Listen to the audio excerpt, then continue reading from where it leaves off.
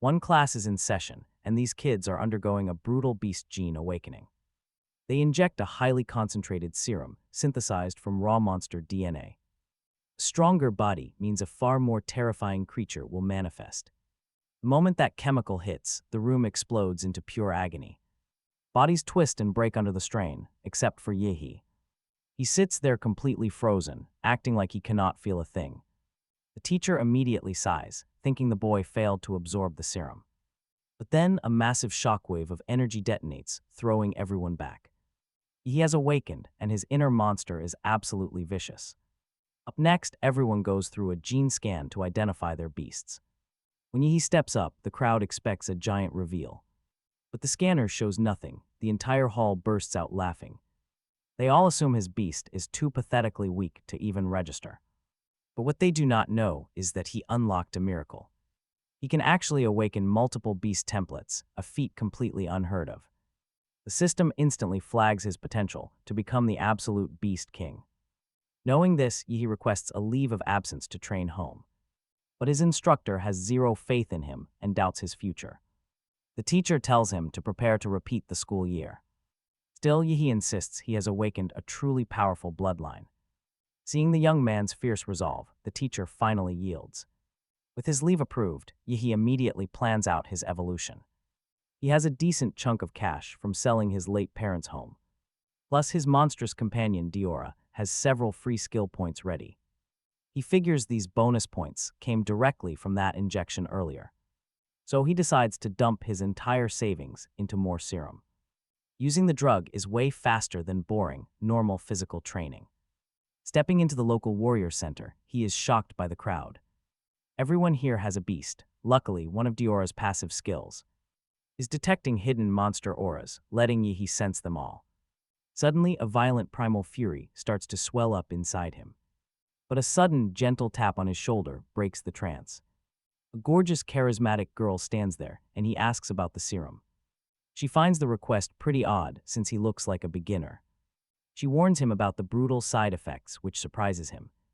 He nearly faints when he hears a single beginner vial costs $400,000. He nervously asks if there is any discount.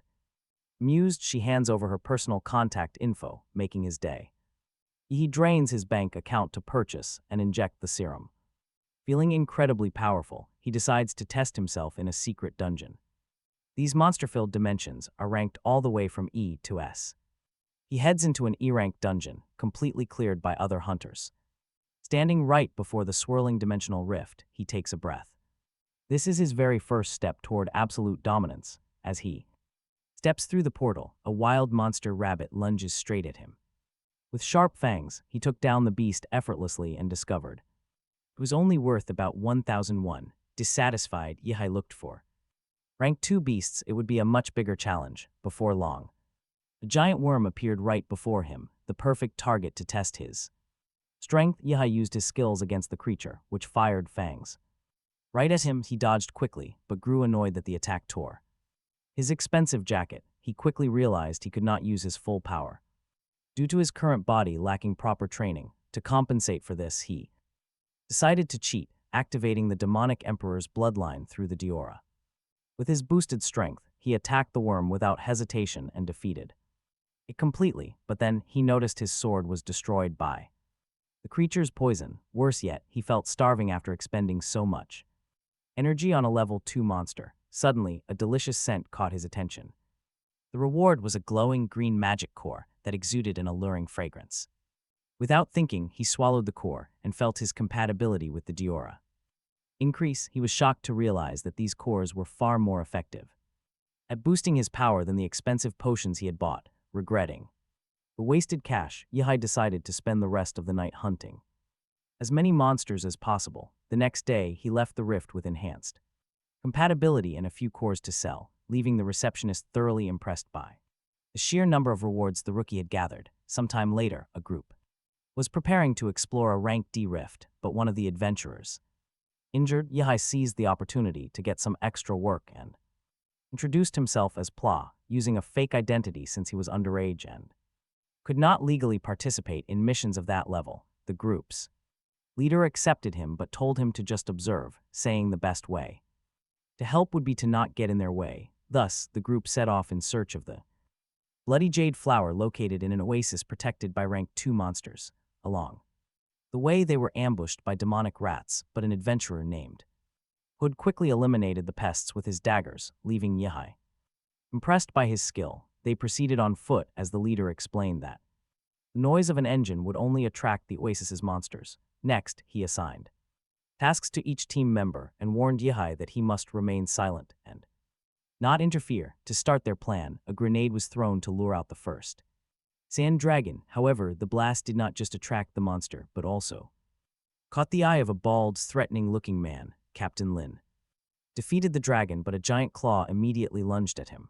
Without hesitation, Yihai eliminated this new beast, leaving the other adventurers speechless at his skill and earning the group's trust. After the fight, they harvested the dragon's soul essence, which looked just like a mango seed, but wait, just as the captain cheered over their success, he was stabbed in the back by Hood. The squad screamed in utter despair as the traitor joined a bald, gangster-like man named Ho Ping, notorious for stealing artifacts collected by rival groups. Bleeding, Lin demanded to know how Ho Ping discovered the flower's secret location, since he had only revealed it to them once they stepped into the rift. Yihai realized that Hood had left those coordinates behind when he threw his daggers at those desert rats, but the traitor, seeing how smart the kid was, flung a dagger right at him. Yet Yihai, with incredible reflexes, caught the weapon. This annoying game was finally over.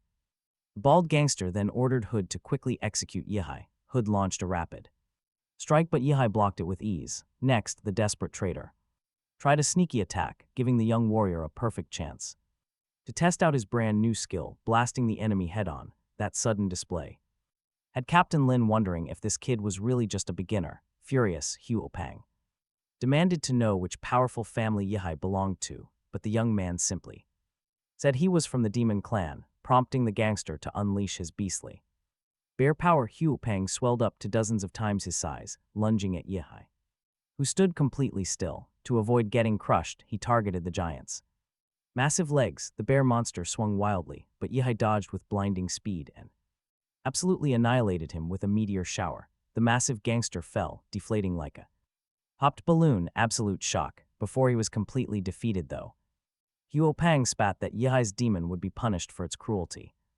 throwing a bitter curse at him. But judging by the boy's calm expression, this was clearly not the first or last curse he would ever get. Soon, the big day of the university entrance exam duels finally arrived. An energetic announcer wished luck to humanity's future protectors as the battles kicked off across several arenas, but over in Arena 6, our main man was nowhere to be found, leaving his opponent, a popular classmate, highly annoyed. Because she could not show off her impressive skills, the referee was just about to call the fight and declare a default victory when the proctors felt an overwhelming aura crashing down like a comet. Yihai made a spectacular, high-flying entrance right in the center of the ring. His rival barely had a second to breathe before taking a brutal kick, dropping her cold. Match over, yet Yihai felt annoyed that it ended so fast. Meanwhile, the crowd absolutely erupted over his spectacular performance. The kid could feel his power surging from the rare jade blood flower he got as a reward from Captain Lin. As matches rolled on, Yihai effortlessly won his next round, and then another, driving the hyped crowd absolutely wild.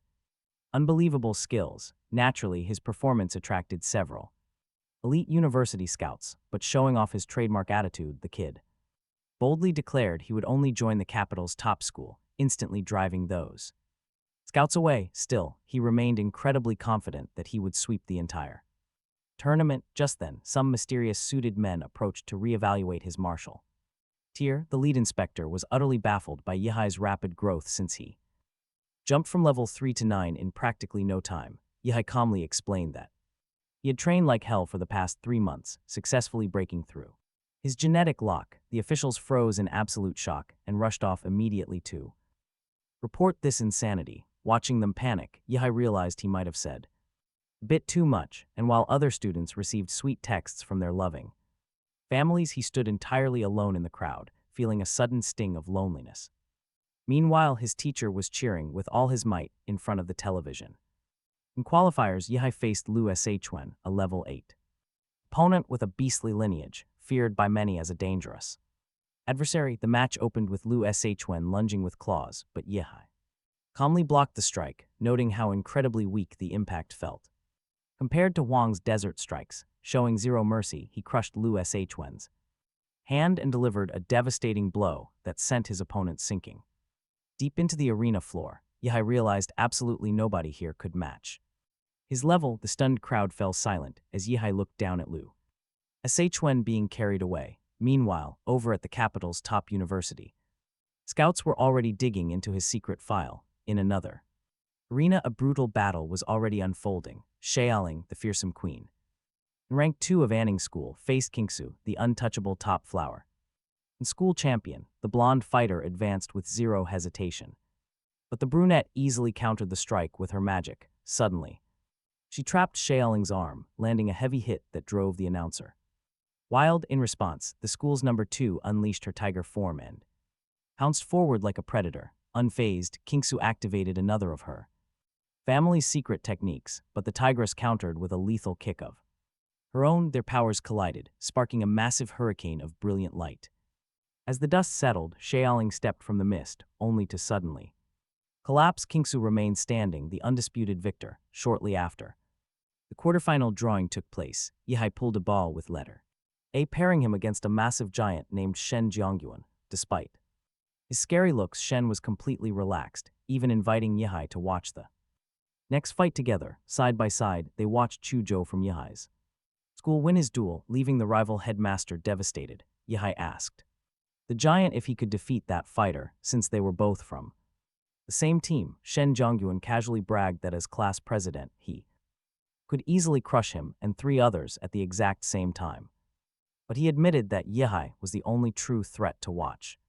Sensing a power in him like a sleeping volcano, then came their fight. It started in a total deadlock, but the second his nose began to bleed, Shen deployed a nuclear radiation shield, shocking Yihai with its raw force. Next, the massive warrior summoned an ancestral spirit, fusing the beast forms of a snake and a deer, a bizarre hybrid that Yihai paused in confusion to examine, just as he took his first direct hit. Shen pressed forward, striking hard again with the heavy spirit of a bear. Blocking the crushing impact, Yihai knew this match would be infinitely harder than he expected. Seconds later, Shen caught him in a brutal sleeper hold that almost broke him, but the giant was just playing, throwing his prey around like a cat before diving in for a final, lethal strike known as the Eagle's Dive. Yihai had absolutely no way to block it. Medics scrambled to enter the arena, but then Shen suddenly felt an insane aura of power exploding behind him. For the first time, Yihai had he copied a form resembling the Demara, terrifying the opponent who knew this skill was required for the Capital Academy. The director stared in absolute disbelief at the massive wave of nuclear radiation pulsing from the Yihai in his beast form. This terrifying display worried the examiners as the arena safeguards began failing completely.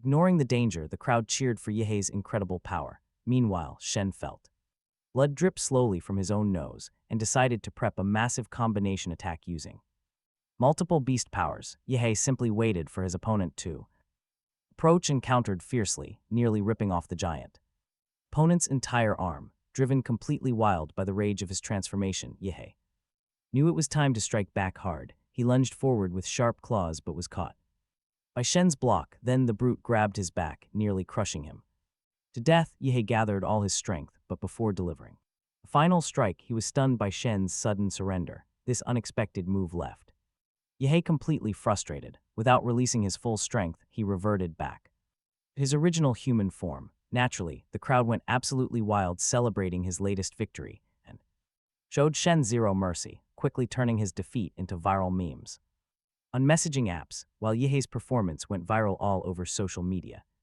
Shen's academy director was furious about the defeat. However, the brute directly approached his director and warned him to chill, threatening to grind him into ground meat. Faced with this threat, the old man immediately calmed down. With that, the semifinals were set, featuring 3 elite students from Anchang, making their own director extremely proud. In the upcoming draw for the very first match, Yihai was slated to face the incredibly powerful Liu. The crowd was thrilled since both fighters carried an impressive beastly aura. With the Arena set for battle, they stepped right up to the match referee who started the duel. As his first move, Yehei released a foul gas that nearly made the girl pass out from the stench. The thick smoke did not dissipate and hovered around Yehei. Still, Liu prepared herself for combat. The crowd complained about the heavy smoke, while the announcer actively tried keeping them entertained. Actually, Yehei did this to buy time and plan a solid strategy, knowing Liu was far stronger and a single slip-up would lead to total defeat, so he struck first. The girl tried to block his hit but was thrown off by his sudden shift in movement and had to dodge quickly. Still, Yehei was utterly relentless, forcing the girl to retreat as best she could, making the Damara inside him grow even more. Furious, Liu was completely shocked by the massive volume of Yehei's attacks as he showed zero exhaustion. Faced with this, she decided to use her lineage's secret techniques, growing massive wings to reveal her beast for the very first time, the mighty Netherbird. She then warned Yehei that she could not be held responsible for its terrifying power. This warning actually pleased him, as it meant he could finally unleash the maximum potential of his own inner beast. This time, it was Liu trying to catch Yehei off guard, but he quickly countered. As their heavy strikes collided, the audience felt the terrifying shockwave of the impact as the smoke finally cleared, revealing a Liu Qinggu stands petrified, completely shocked as Yehai's raw fury and power suddenly seemed to have tripled. Yehai channels all his energy into the sharp spikes on his back and suddenly expels a massive atomic energy beam right from his mouth. This devastating attack surges forward, obliterating everything in its path, leaving Liu Qinggu with only one option, desperately shielding herself with a flurry of defensive feathers. Even so, the impact is absolutely catastrophic, scattering stray beams straight toward the terrified audience. Fortunately, Mayor Hanking steps in, effortlessly repelling the deadly blasts. He seizes the moment to declare that everyone here will witness the birth of the strongest champion this city has ever seen. Meanwhile, back in the arena, Liu Qinggu struggles to stand, reeling in absolute disbelief that her ultimate defense was completely shattered. Before she can even think about throwing in the towel, she has a vision of her ancestors calling out to her. Her mother, clad in black, demands that she throw on her crop top and fight back, but Yehai is a terrifyingly powerful opponent, forcing her to bet everything on one final desperate strike. This time, however, Yehai doesn't even flinch. Liu Qinggu is left confused until he glares with demonic gaze, fearlessly throwing his own punch and demanding she fight him. For real, she can only shield her face, completely humiliated by this unprecedented beating. In her entire life, she's never been pushed this far. Finally, Liu Qinggu unleashes her full fury. Yehai is thrilled to see her awaken, prompting him to finally unleash his own inner beast. Yehai charges head-on as Liu Qinggu summons a raging tornado to show she means business, and then unleashes a devastating scream she calls her atomic breath. However, Yehai blocks the attack, once again channeling raw energy into his glowing back spikes. The two then clash with their ultimate powers once more, leaving the judges terrified of the impending impact. Once again, the calculating mayor has to step in, raising defensive walls to absorb the shockwaves. Suddenly, the barrier cracks and the audience panics, realizing that without this protection, they all would have been completely vaporized. For his part, the mayor quietly admits to himself that he never expected such monstrously powerful candidates this year. After the massive clash, Liu Qinggu is completely exhausted, while Yehai stands unscathed before her. Desperate, she admits she has no desire to fight him anymore. Yehai crouches down, replying that he doesn't believe a single word of that. Liu Qinggu hesitates, but deep down she desperately wants to win. Yehai gently places a hand on her shoulder, releasing a massive surge of energy, completely absorbing all the toxic radiation built up inside Liu Qinggu's body. He admits she is the absolute toughest opponent he has ever fought and hopes she will bring her absolute best to their next match. Just like that, the Yehai is officially declared the winner of this intense semifinal. The ultimate final duel will be settled between Yehai and Chuzhou, both representing the very same school. To begin the battle, Chuzhou draws a glowing energy sword, while Yehai merely smiles and casually gestures for him to bring it on. Chuzhou rushes in, but his opponent doesn't even bother to block. Instead, Yehai unleashes a devastating atomic punch that instantly vaporizes every single projected clone. Realizing his chances of winning are slim, Chuzhou uses high-tier ice techniques to tire him out, a massive iceberg surges across the entire arena, freezing our main character solid. But the ice rapidly begins to melt, leaving Chujo completely outraged at how easily But the ice quickly starts to melt, leaving Chujo absolutely furious at how easily Yehei breaks his technique.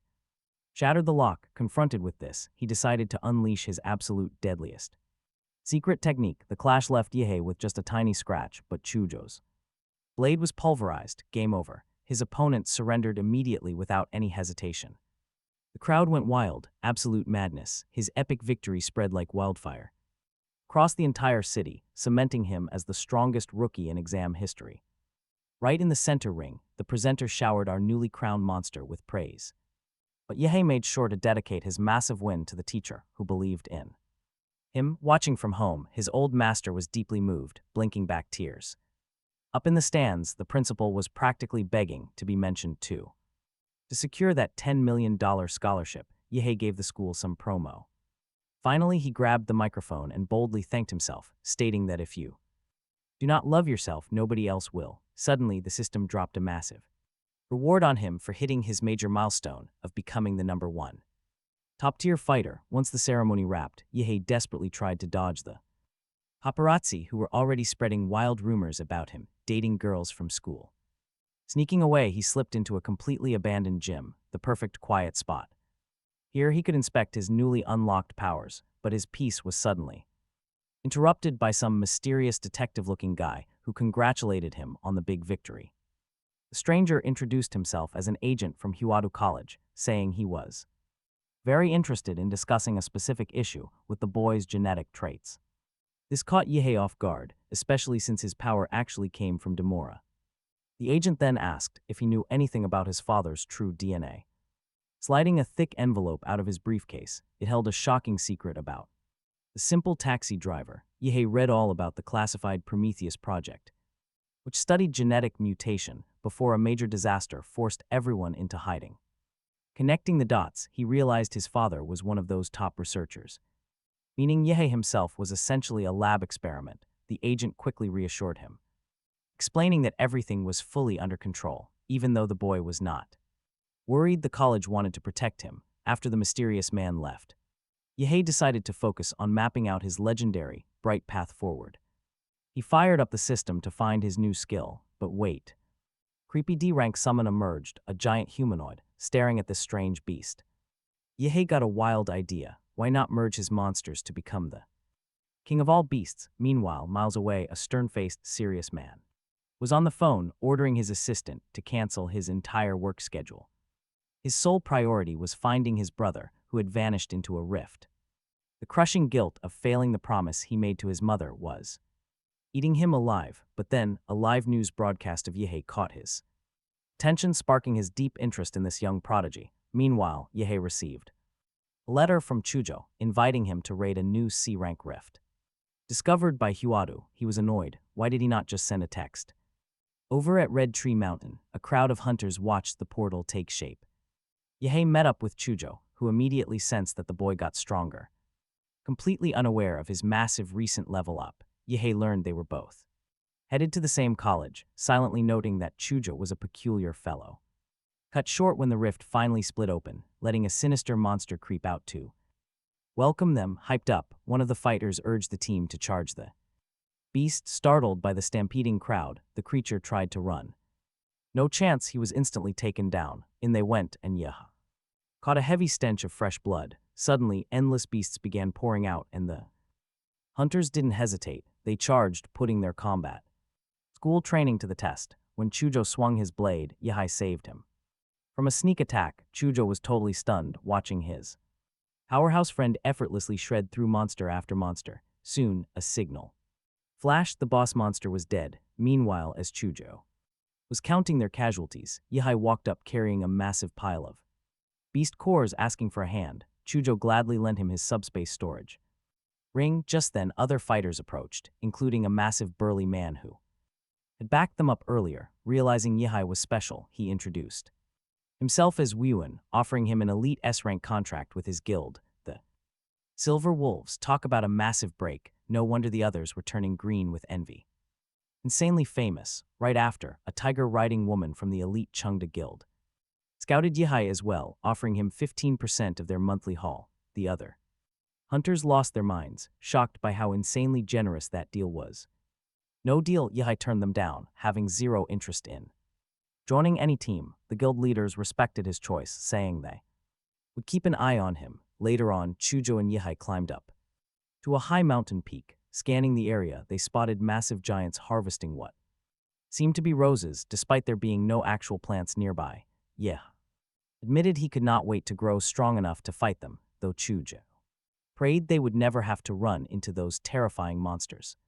Breaking the silence, Yihai sensed signs of life nearby and pointed toward a lake, proposing they check it out. Once there, Yihai spotted Yuli, who was currently hunting with her squad. She explained that two of her teammates were diving. Suddenly, one of the divers surfaced in a frenzy, shouting he discovered a relic. When Yihai asked why they were so hyped, Chujo explained that this zone was packed with ancient ruins containing priceless treasures.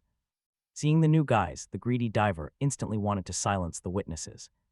But Yuli quickly blocked him, telling her teammate that Yihai and Chujo were friendly allies. Still, the diver named Yu Yang hated the idea of splitting their loot. To break the tension, Yihai suggested they split rewards based purely on what each person actually gathered. Agreement reached, they set off to explore the sunken ruins. Diving deep, a paranoid Yu Yang quickly noticed that his other partner was missing from their designated meeting point. He tried calling him over the comms, but got nothing but dead static, raising serious alarms for the team. Still, Yu Yang refused to leave empty-handed, demanding they push forward into the dark cave system anyway. Spotting bizarre footprints ahead, bad vibe, Chujo whispered that it smelled like a trap, begging them to turn back, but naturally, Yihai was just too curious to stop. Pressing deeper, they stumbled into a massive chamber littered with dead beast cores. Monsters tangled in creepy plants. Suddenly, they spotted the other diver, Liwi, completely trapped and getting eaten alive by the roots. Yuli shook with fear, while Yu Yang fell into absolute despair, seeing their relics were totally gone. Then Yu Yang's body began to warp as thick roots erupted from his skull. Suddenly, a blinding flash pierced the dark. Yihai had arrived fast enough to kill the parasite inside Yu Yang, yet he found himself surprised by the creature's dark intelligence, using its own host to lure more victims into its nest. Worse yet, their only exit was completely caved in, while Yuli froze in terror. Yihai only felt a burning desire to crush the beast. Then, out of the rocks, an elite warrior stepped forward, ready to slaughter them all. Honestly, Yihai was getting pretty used to people hunting him down like this. The killer blocking their path explained he had followed Yihai's trail of residual radiation right from the Red Tree Mountain region, and he wasn't here to talk, he revealed. He was the one who sealed their escape, purely to avenge his fallen brother, Hopping. But Yihai wasn't impressed by the threats. He just thought the guy talked way too much. Sick of the talking, the enemy lunged forward, but immediately felt his power getting sucked away by Yihai's demonic roots. Enraged, the warrior unleashed his maximum power, causing the entire cavern to collapse around a terrified Yuli. Yihai quickly summoned his strength to hold up the falling rocks, yelling at the girl and her squad to run. Naturally, the killer used the distraction to strike with a devastating blow, only to be blocked by a massive, glowing energy sword. Out of nowhere, Chujo had arrived, jumping in with his blade to back Yihai up. With the attacker stunned, Yihai didn't waste a single second and unleashed his nuclear blast. He warned Chujo to back off, as this opponent was incredibly dangerous.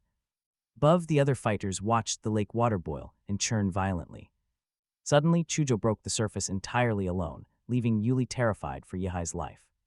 But then a colossal humanoid beast erupted from the depths and completely vaporized the warrior with raw atomic fire. Once the dust settled, Yihai stood there in his human form, casually asking for pants so he wouldn't scare everyone. With the danger gone, Yihai mentioned the killer had triggered a restricted plasma bomb. Chujo nodded, stating such illegal tech was totally banned. He then muttered that he thought he saw a massive giant down there, but Yihai laughed it off as a wild imagination. He needed to keep his secret transformation completely hidden. Soon, Yuli said her goodbyes, thanking him deeply for saving their lives.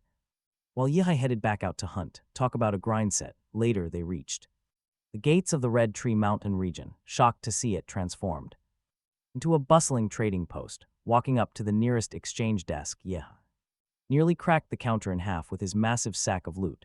as he unloaded. Pile after pile of monster parts from Chujo's spatial ring, the clerk's jaw practically hit the floor at the ridiculous mountain of treasure. Yehai simply asked her to appraise it fast, explaining he needed cash for some urgent medicine. The entire appraisal team gathered around, stunned by the rare materials he brought. Yehai was fine with letting them go, since those standard magic cores did nothing for his current power level, but he kept the truly legendary ones for his own future upgrades. Walking out with a fortune, he was ready for whatever came next. But his happiness is cut short when a car screeched to a halt right in front of him. Out steps a man named Yushin, the influential owner of the famous Ping Pharmacy. He offers to buy every single one of his cores, leaving Yehai wondering how news traveled so fast. Either way, the quick transaction bags Yehai quite a bit of extra cash. Yet even this bundle of cash is not nearly enough to fund his path to true power. Turns out his companion beast has an incredibly expensive and demanding appetite. To solve this problem, Yehai decides on a new goal, mastering real martial arts. He pays a visit to the school director, who welcomes him with massive respect. Matching his polite energy, Yehai responds with equal respect and warmth. The young man presents a rare medicinal wine as a gift, which absolutely delights the old director. Seizing the perfect moment, Yehai asks the director to recommend a master to train him. He explains that he desperately needs to learn proper martial arts to quickly grow stronger. The director eagerly agrees to help out. By the very next day, things get moving. Just as Yehai finishes a relaxing hot bath, the director delivers some shocking news. The powerful Liu family has agreed to teach him. Meanwhile, across the city, a modified motorcycle is tearing through the busy streets at absolute breakneck speeds. Clinging to the back, a pretty blonde girl is thoroughly impressed by her driver, Jai. But out of nowhere, Yehai rolls up beside them on a simple bicycle. He calmly warns them about speeding, leaving Jai completely stunned by his sudden appearance. Desperate to show off, Jai guns the engine to leave Yehai far behind. But Yehai merely taps into his energy, channeling raw power straight into his pedals. He shoots forward, completely overtaking the fast motorcycle. Jai and his companion can only watch with wide eyes as Yehai vanishes into the distance. Soon after, Yehai arrives at the Liu estate, immediately sensing some incredibly powerful fighters nearby. Entering the massive home, he feels the heavy pressure of top-tier fighters. A sweet, slightly flustered young woman named Chingu steps up to greet him. She guides him to the grand hall, where the family matriarch, Qin Lan, awaits. Welcoming the young man, she radiates an absolutely overwhelming, majestic aura. Yehai is stunned, instantly realizing why Minister Kaucha always praised her legendary beauty. Meanwhile, Liu tries to make excuses to her strict mother for her recent loss in battle. But after reviewing the fight footage, Qin Lan completely understands why she lost. Even so, she sternly reminds her daughter of her massive family responsibilities. With her younger brother being so weak, Liu must carry the entire family legacy alone. Qin Lan demands she use her beauty to find a worthy partner. This partner must be strong enough to protect and maintain the family's rich heritage. And to everyone's absolute surprise, the chosen candidate is none other than Yehai himself. To make a great first impression, Yehai brought along a special gift. Cut straight to the point, Qin Lan reveals that her daughter will be his personal teacher. Yehai is deeply shocked, as such an amazing opportunity feels almost too good to be true. The matriarch explains that their family possesses 3 legendary, ultimate martial techniques. Mastering them depends on his effort alone, and Yehai humbly accepts with gratitude. Qin Lan is highly impressed by the young man's dedication and respectful attitude. In fact, their brief interaction carries a very interesting spark of mutual respect. As they walk to the training hall, Yehai curiously asks Chingu why she is avoiding him. He steps closer to see if she is telling the truth. But she backed away quickly because the temptation was just too strong. They stopped right before a special gate leading to hidden worlds, and Yehai felt a sudden urge to punch the massive gate out of sheer curiosity. Chingu actually allowed it. Even though she found his attitude pretty bizarre, Yehai did not hesitate, getting ready to strike the massive stone. This moment reminded Chingu of their intense fight. But the punch failed to chip even a tiny sliver off the gate, which made the young girl laugh. Chingu then guided Yehai inside the quiet pavilion, explaining that every single fighting style needed its own identification card. He wanted to learn about the ultimate martial arts right away, but she insisted they start The absolute basics, seeing how stubborn he was, Chingu opened a heavy stone door where the secret arts were sealed. She explained her family had been guarding these techniques for generations. Soon, they stood before the wooden chests. Holding the sacred teachings, Chingu revealed that to truly master these martial arts, one had to feel them as living things. Yihai, of course, did not pay much attention to her long speech, too eager to just start learning everything, so Chingu unlocked one of the chests. To his utter surprise, Yihai noticed there was no written scroll inside, only a small statue. Yihai began to realize what it meant to connect with the martial mark. Chingu explained that the ancient master's secret lay in their unique power to infuse this mark into any ordinary object. She then dared him to recognize the marks all on his own, claiming that if it was his true destiny, he would easily grasp them alone. Talk about high stakes, not knowing exactly what he should do. Yihai simply lay down in front of the statue, hoping for some sort of divine sign. Meanwhile, Chingu watched his weird behavior through a security camera. Right then, the system suddenly granted him a temporary spiritual body. In an instant, a glowing spirit emerged, declaring that only a real warrior could inherit its ultimate techniques. The young hero froze. The spirit looked identical to the carved statue. The spirit offered a quick deal. If Yihai protected the Bodhisattva from incoming evil spirits, he could claim one of its legendary skills. Yihai realized the rain starting to fall was a clear signal that his trial had begun. He immediately unsheathed his sharp blade before the gathering demons, ready to prove his worth by slashing at the oncoming vile spirits. Meanwhile, the ancient entity watched the battle, fully expecting the young challenger to be just another fool easily torn apart. However, the spirit was completely shocked. The dark monsters could not even touch him.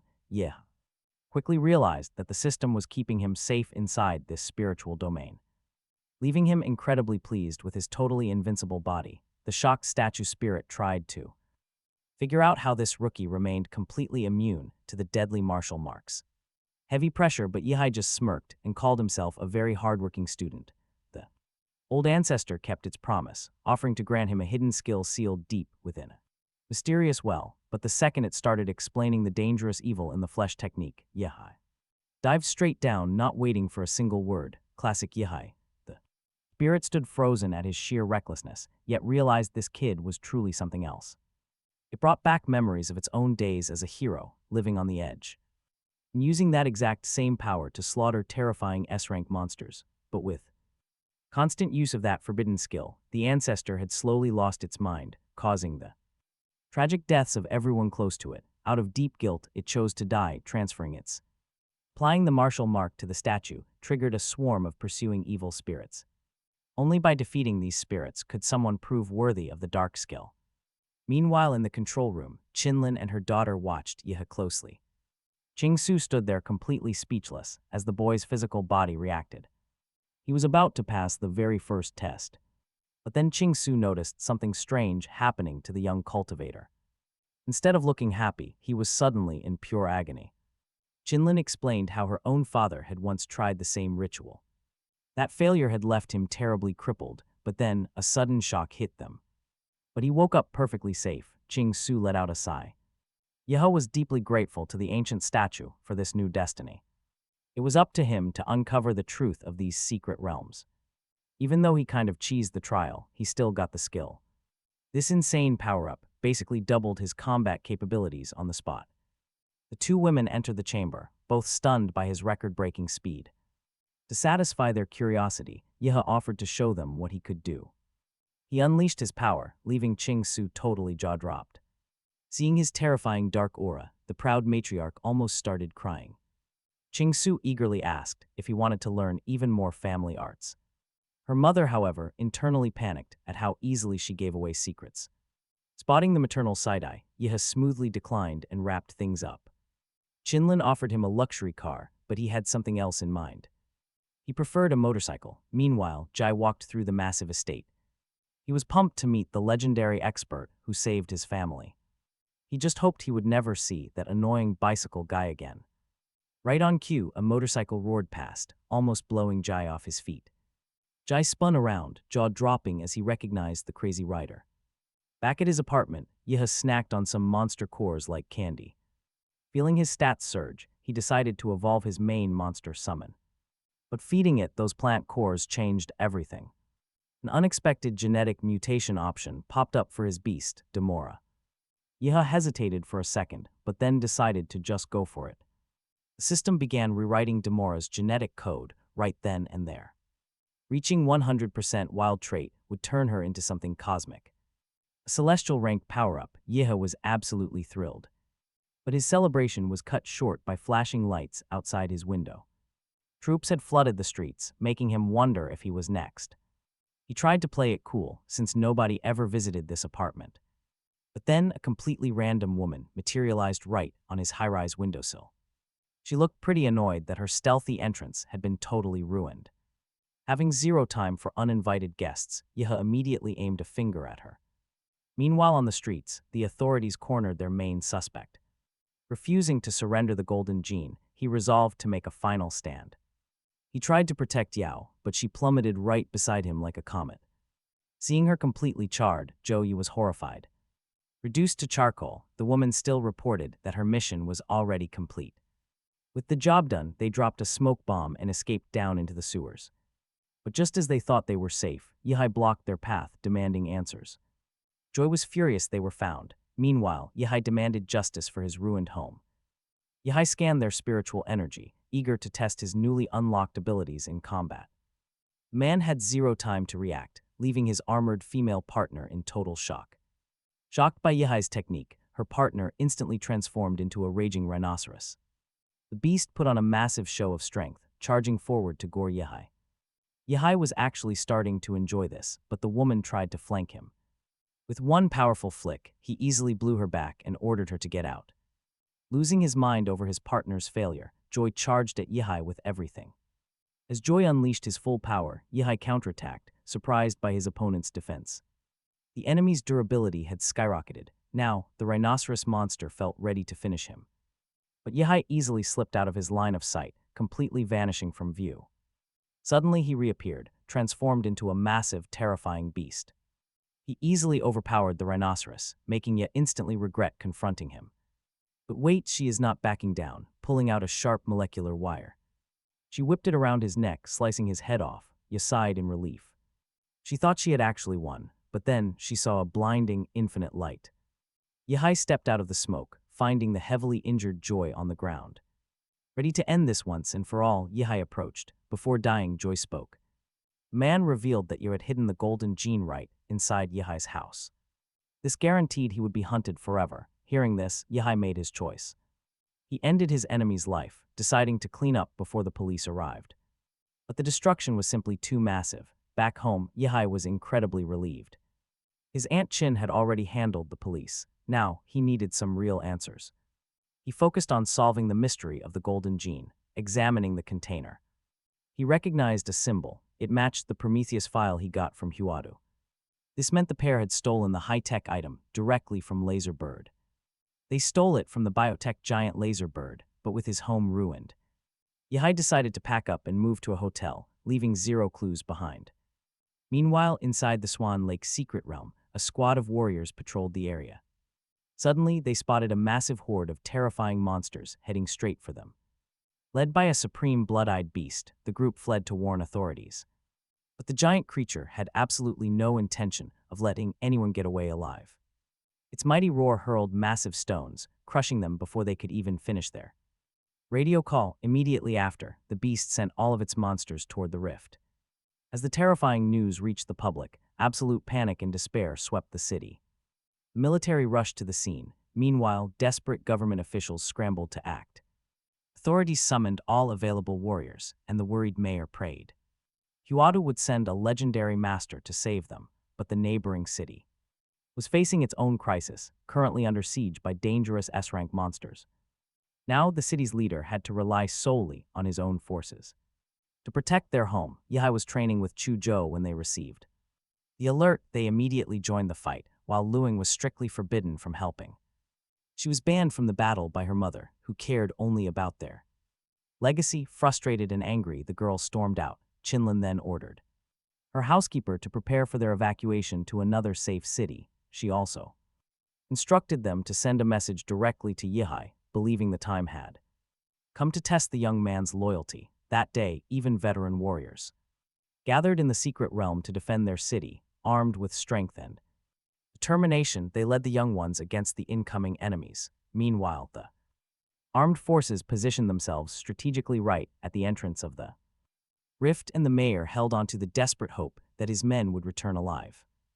Situation shifted when a battered warrior returned carrying a single flash drive that held critical information from the battle. He warned everyone to be careful, but right after, a massive rock was hurled through the rift toward the city, smashing into a building. As it crumbled, the falling debris triggered the explosive mines placed by the government, which set off a devastating explosion. In response, the mayor ordered them to shoot at the portal and watched in absolute shock as the beasts used clever war tactics. Then came another barrage of rocks, and the battle erupted both inside and outside the portal. Suddenly, the monsters poured out, and the soldiers quickly realized they were no match in close-quarters combat. The monster leader was completely certain the humans would not survive much longer. Suddenly, a giant troll stepped through the portal, launching a devastating rampage to wipe out the soldiers under heavy fire.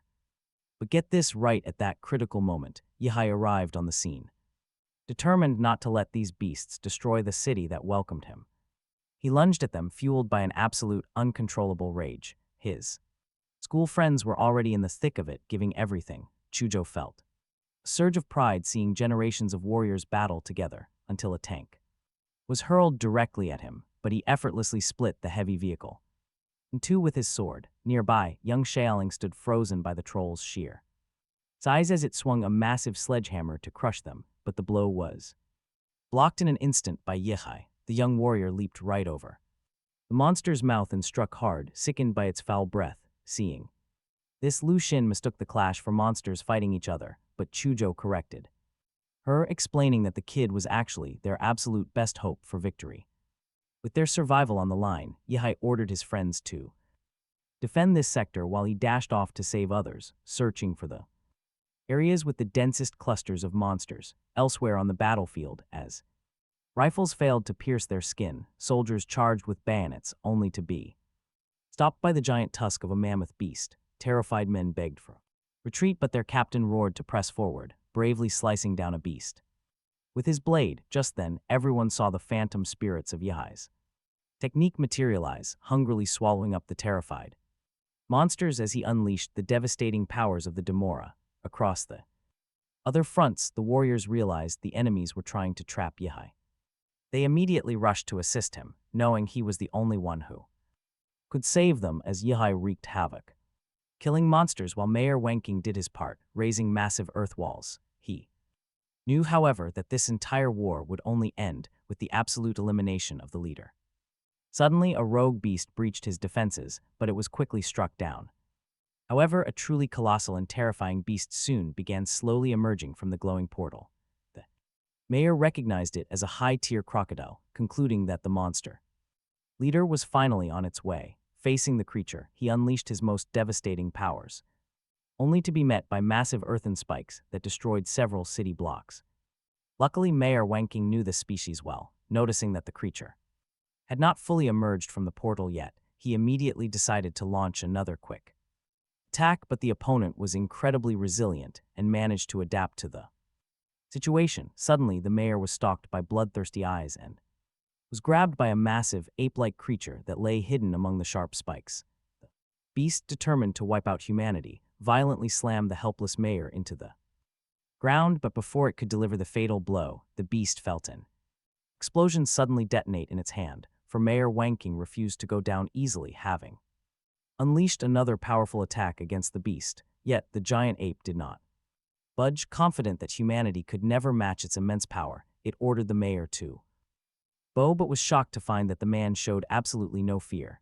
Then, the mayor pulled another hidden trick from his sleeve, trapping the monster lord inside some rings of light. Outraged at falling into a trap, the ape refused to surrender. Even as the rings drained its life force, it swore that as soon as the mayor's power ran out, it would kill everyone without mercy. In response, the brave man revealed a star-shaped scar on his chest and pulled out his own heart, which contained a hidden device designed to obliterate all enemies. The ape thought the mayor was only bluffing. However, Mayor Wenking, upon first being elected, had faithfully promised to protect his city at any cost. Keeping his promise, he blew himself up, creating a massive, fiery mushroom cloud in the center of the fierce battle.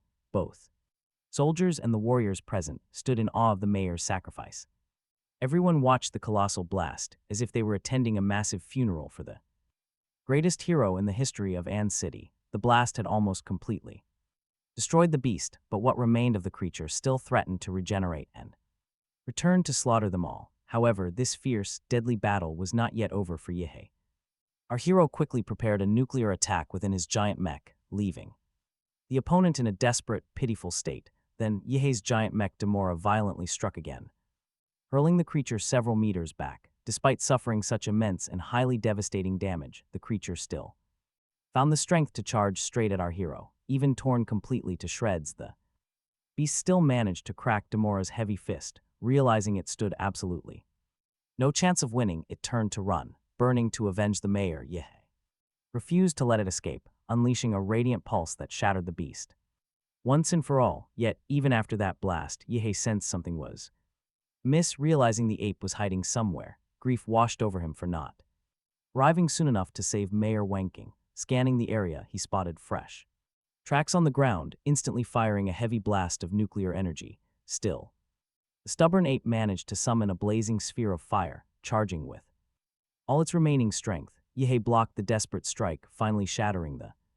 monster, but immediately after, he felt a strange shock daze him, noticing several hands emerging to carry the beast's corpse. To his surprise, he realized that similar hands were now sprouting from his own joints. Realizing it was an enemy technique, Yihei rapidly raised his body temperature to over 1,000 degrees, incinerating the hands gripping him. Meanwhile, the giant ape's body was already nearing a spatial rift's entrance when a bizarre head emerged to guide the mysterious hands, shielding them from Yihei's intense heat. Faced with this wild scene, Yihei watched and wondered if this was the ape lord's true form.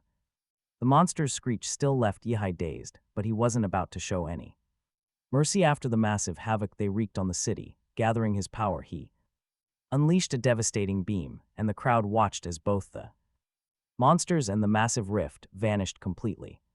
As medical teams tended to the wounded, Chojo knew that with such heavy losses, this was barely a victory. In the crater where the rift once stood, Yihei was recovering and realized that despite his monster's incredible power, it stood no chance against a sovereign beast. Faced with this cold truth, he decided to gather as many cores as possible to fuse more beasts and reach ultimate power. A month after the brutal massacre, statue of the mayor arose in the square, but get this, news surfaced of frequent attacks across the nation, including the shocking death of Fuong, the kingdom's top martial arts legend. Genuinely worried, Yihei decided to ask his aunt Chinlin for some help. Resting peacefully, she assumed he wanted access to the secret family manuals, but the young man clarified that he only needed her help collecting plant cores, since those Lord level cores cost a massive fortune. Chinlin demanded to know her return reward. Then promised to help Liu Qinggu claim the top spot at Huadu College. Still, Chinlin tested him, underestimating his power. Fully aware of his value to her, Yihei solemnly vowed to serve the Liu family forever if he failed his grand promise. At this offer, his aunt was so thrilled that she accepted the bold proposal on the spot. Soon after, Yihei went to the hospital to visit the injured fighters, but immediately got surrounded by a crowd of fans. At Chojo's bedside, the young tamer joked with his friend, who was covered in so many bandages that he looked like a mummy. Liuasen shared the room. Though Yihei forgot the fighter he had faced during the tournament, yet Liuasen had lost his leg in the invasion while staying incredibly strong, which earned him Yihai's deep respect for his sheer bravery. Suddenly, his phone rang with a call from Wang Tao of the college admissions office. Before this, the headmaster had been furious because Yihei blocked the number of a major Huadu VIP. Answering the call, Yihei was informed by Wang Tao that a special train would arrive in a few days. Chojo also got a call from the academy, while Liuasen felt bitter for not securing his own spot at a top-tier school. In the following days, Yihei continued to visit the war zone for intense training. The massive explosion created a thick, permanent smoke screen, and practicing in that harsh environment significantly increased his compatibility with the spirit abode. However, his training had to be cut short because departure day for college finally arrived. At the station, Chujo was already waiting for the train when Yihai finally showed up. His appearance caused quite a stir among the crowd, and his friend noticed something immediately. Yihai seemed to have grown even stronger. Soon, the train departed, leaving the city of An behind. On the trip, Yihai quietly sized up the other passengers to test their levels. He concluded that only about 5 of them could actually stand against him in a fight. But out of nowhere, their college train became the target of an unknown attack. The sudden ambush left all the incoming freshmen completely confused and terrified. Unsure if this was a test or a real threat, Yihai, who was trying to rest, decided to investigate. Just as he got up, a freshman named Joe Jinxian stumbled into the car. He was gravely injured and warned everyone that the front cars had already been attacked. But another student with a wild mane of hair, named Yan Zhengshan, demanded proof. Other freshmen agreed and decided to head forward. They followed him toward the front of the train, leaving the wounded student behind. The injured student recognized Yihai, saying Liu Qinggu warned them not to move forward. Yihai was stunned by this news, wondering what could have happened to her. The young man explained that she had protected him and he had to honor her. He wanted to honor what he believed was her final wish before she died. Angered by the grim assumption, Yihai punched him and told him to shut up. He told him to stop talking nonsense, then determinedly started heading toward the front. But Zhou Jingxian tried to block his way. In response, Chujo stepped in. Chujo threw his sword at the freshman, who barely managed to block the strike. But he was completely open for a devastating knee strike from Yihai right after. With the path clear, the two continued moving forward through the train cars. Eventually, they found a strange dimensional portal blocking their way. To check for danger, Yihai tossed a briefcase through the rift first. Though he couldn't detect any signs of life on the other side, he crossed anyway. Once through, he realized that Chujo was no longer by his side.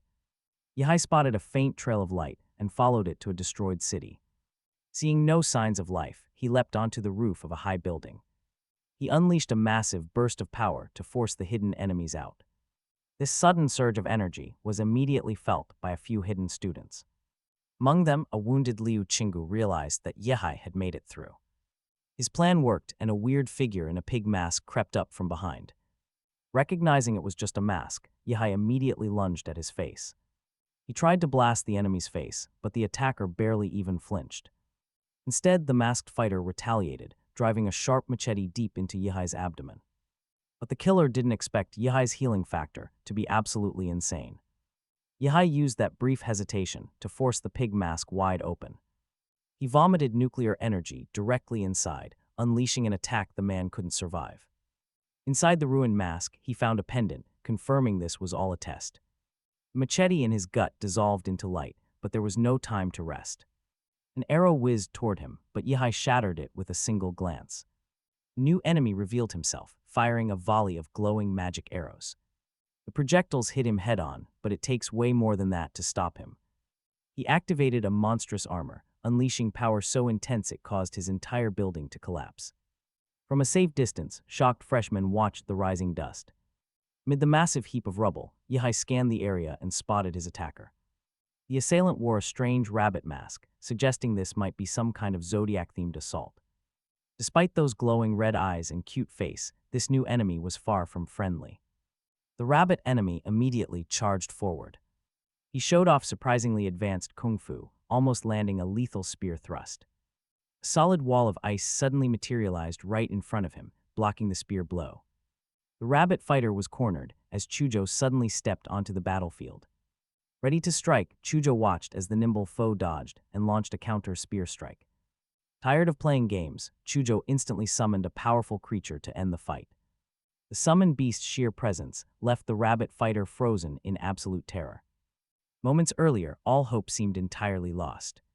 Everything changed when a massive explosion announced the grand arrival of Yihai. One student, known as Lion's Mane, wondered who could unleash such ridiculous power. But Wang Zi knew the truth. He realized that the terrifying blast did not actually come from their enemy. Earlier, they carefully counted their stolen loot. Other seniors were hunting, meaning they needed a faster way. Since the dragon boss was too tough, Wang proposed a sneaky idea to Yan Zhangxian. He wanted to steal the precious pendants from their fellow classmates instead. Back in the present, Yihai explained everything. The cold swordsman quickly deduced they would need to hunt down other masked targets. Yihai agreed, adding that since he was hit by an enemy arrow, tracking them would be easy. Moving out, the powerful duo quickly stumbled upon a fresh, bloody battlefield trail. Suddenly, Yihai sensed danger nearby. Sharp ice spikes erupted from the ground, exposing a girl hiding in stealth mode. Chuzhou attacked without hesitation. Before Lan Yusi could take a hit, another student stepped in to shield her. It was Shin, a fierce fighter who loved blending smoke and flames in battle. Yihai demanded answers immediately. The sneaky pair claimed they were simply out there hunting for masked targets. But Yihai wasn't buying it. With lightning speed, he snatched another cloaked clone hiding right beside them. Lan Yusi stared in complete disbelief, shocked that her clone trick was exposed. Now Shin wanted to show off. He puffed his cheeks and exhaled a massive, dense cloud of choking smoke. Yihai had to leap back. Using the cover, Lan sliced with her fan while Shin fueled the fire. The arrogant duo openly bragged about how unbeatable their joint combo was. With one clap, he blew the fog away. This left the flame-wielding boy stunned, and Chuzhou wasted zero time capitalizing on it. He landed a devastating right cross. Watching her partner drop, the fan-wielding girl froze up in absolute terror. She gasped as Chuzhou's ice crept up her legs, locking her in place. Desperate to escape, Lan Yusi managed to shatter the thick ice. She leaped away to escape, but her frantic struggle was entirely in vain. He easily overtook her and slammed her hard onto the cold ground. Hitting the dirt, she immediately conjured multiple clones. He simply smiled, using this perfect chance to unleash his shadow army. In an instant, every single clone of the freshman was completely paralyzed. Utterly defeated, she surrendered her pendants. She explained that the Lion Man Yan and his partner had collected almost everything. Then she confessed a secret about her real goal in this trial. Her mission was to lead Yihi to those cheaters, and he praised her courage. Meanwhile, the cheating duo continued hunting until they stopped dead. Yan stumbled upon a horribly mangled body lying right in the open street. They immediately recognized the corpse as Shin Chen, the young fire user. Sometime before this, the young fire user was running for his life. Looking back, he came face to face with a terrifying enemy walking closer. Shin Chen froze in absolute terror upon recognizing those bizarre, draconic eyes. Without a second thought, the beast slashed him down and snatched his pendants. But get this, back in the present, Wu Yang and Yan knew exactly who did this. There was no doubt the dragon had brutally eliminated the young fire user. The beast was supposed to be trapped in the underground parking garage. But somehow the monster had completely slaughtered everyone down there. The game was over. It was a complete massacre now. Now that monstrous threat was roaming free, hunting down the remaining pendants. To secure the artifacts first, Wu Yang realized he had to go all out. He unlocked his bloodline, transforming into a winged beast. He unleashed a massive energy beacon, drawing every single participant to him. Elsewhere, Liu Qinggu sat in despair, only wanting to make her family proud. She also sat wondering about Yihi, hoping he was still safe. Still, she knew deep down that he could easily defeat the dragon. Suddenly, a strange sound echoed nearby, sending chills down her spine. With no strength left to fight or run, she quietly made her decision. She would hand over her ox pendant to Yihi if she survived. Gliding through the stormy skies, Wu Yang locked his sharp eyes onto her position. Plunging through the air like an eagle spotting a fox, he dived down. He smashed violently through layers of reinforced concrete to reach the bottom floor. But instead of the girl, a cold, unfamiliar voice greeted his sudden arrival. Talk about bad luck, a terrifying dragon stood there, waiting for him. Those 4 relics made him a prime target as the beast glared.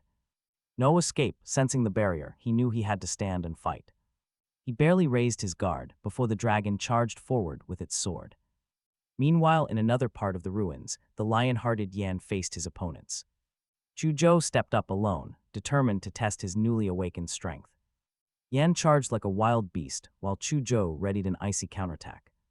Both fighters clashed, unleashing their beastly lineage powers to dominate the duel. Unseen in the shadows, Yihi quietly observed the battle from afar. He was bored. The fight dragged on until Yan received a desperate distress signal from Wang. Distracted, he was nearly cut by Chuzhou's blade, forcing a tough choice. He abandoned the duel to save his friend, but Yihi refused. He shut down Yan's escape with a heavy punch, sending the giant flying 5 meters. Furious at the sneak attack, Yan unleashed his full power against Yi, but minutes later. He was flat on the ground, knocked out cold. Yi looked down. He liked Yan's sword, deciding to borrow it and quickly adapt it to his style. He reshaped the blade for himself, then began digging through Yan's spatial ring. Chu Zhou found no pendants from the masked enemies, but he did find something else.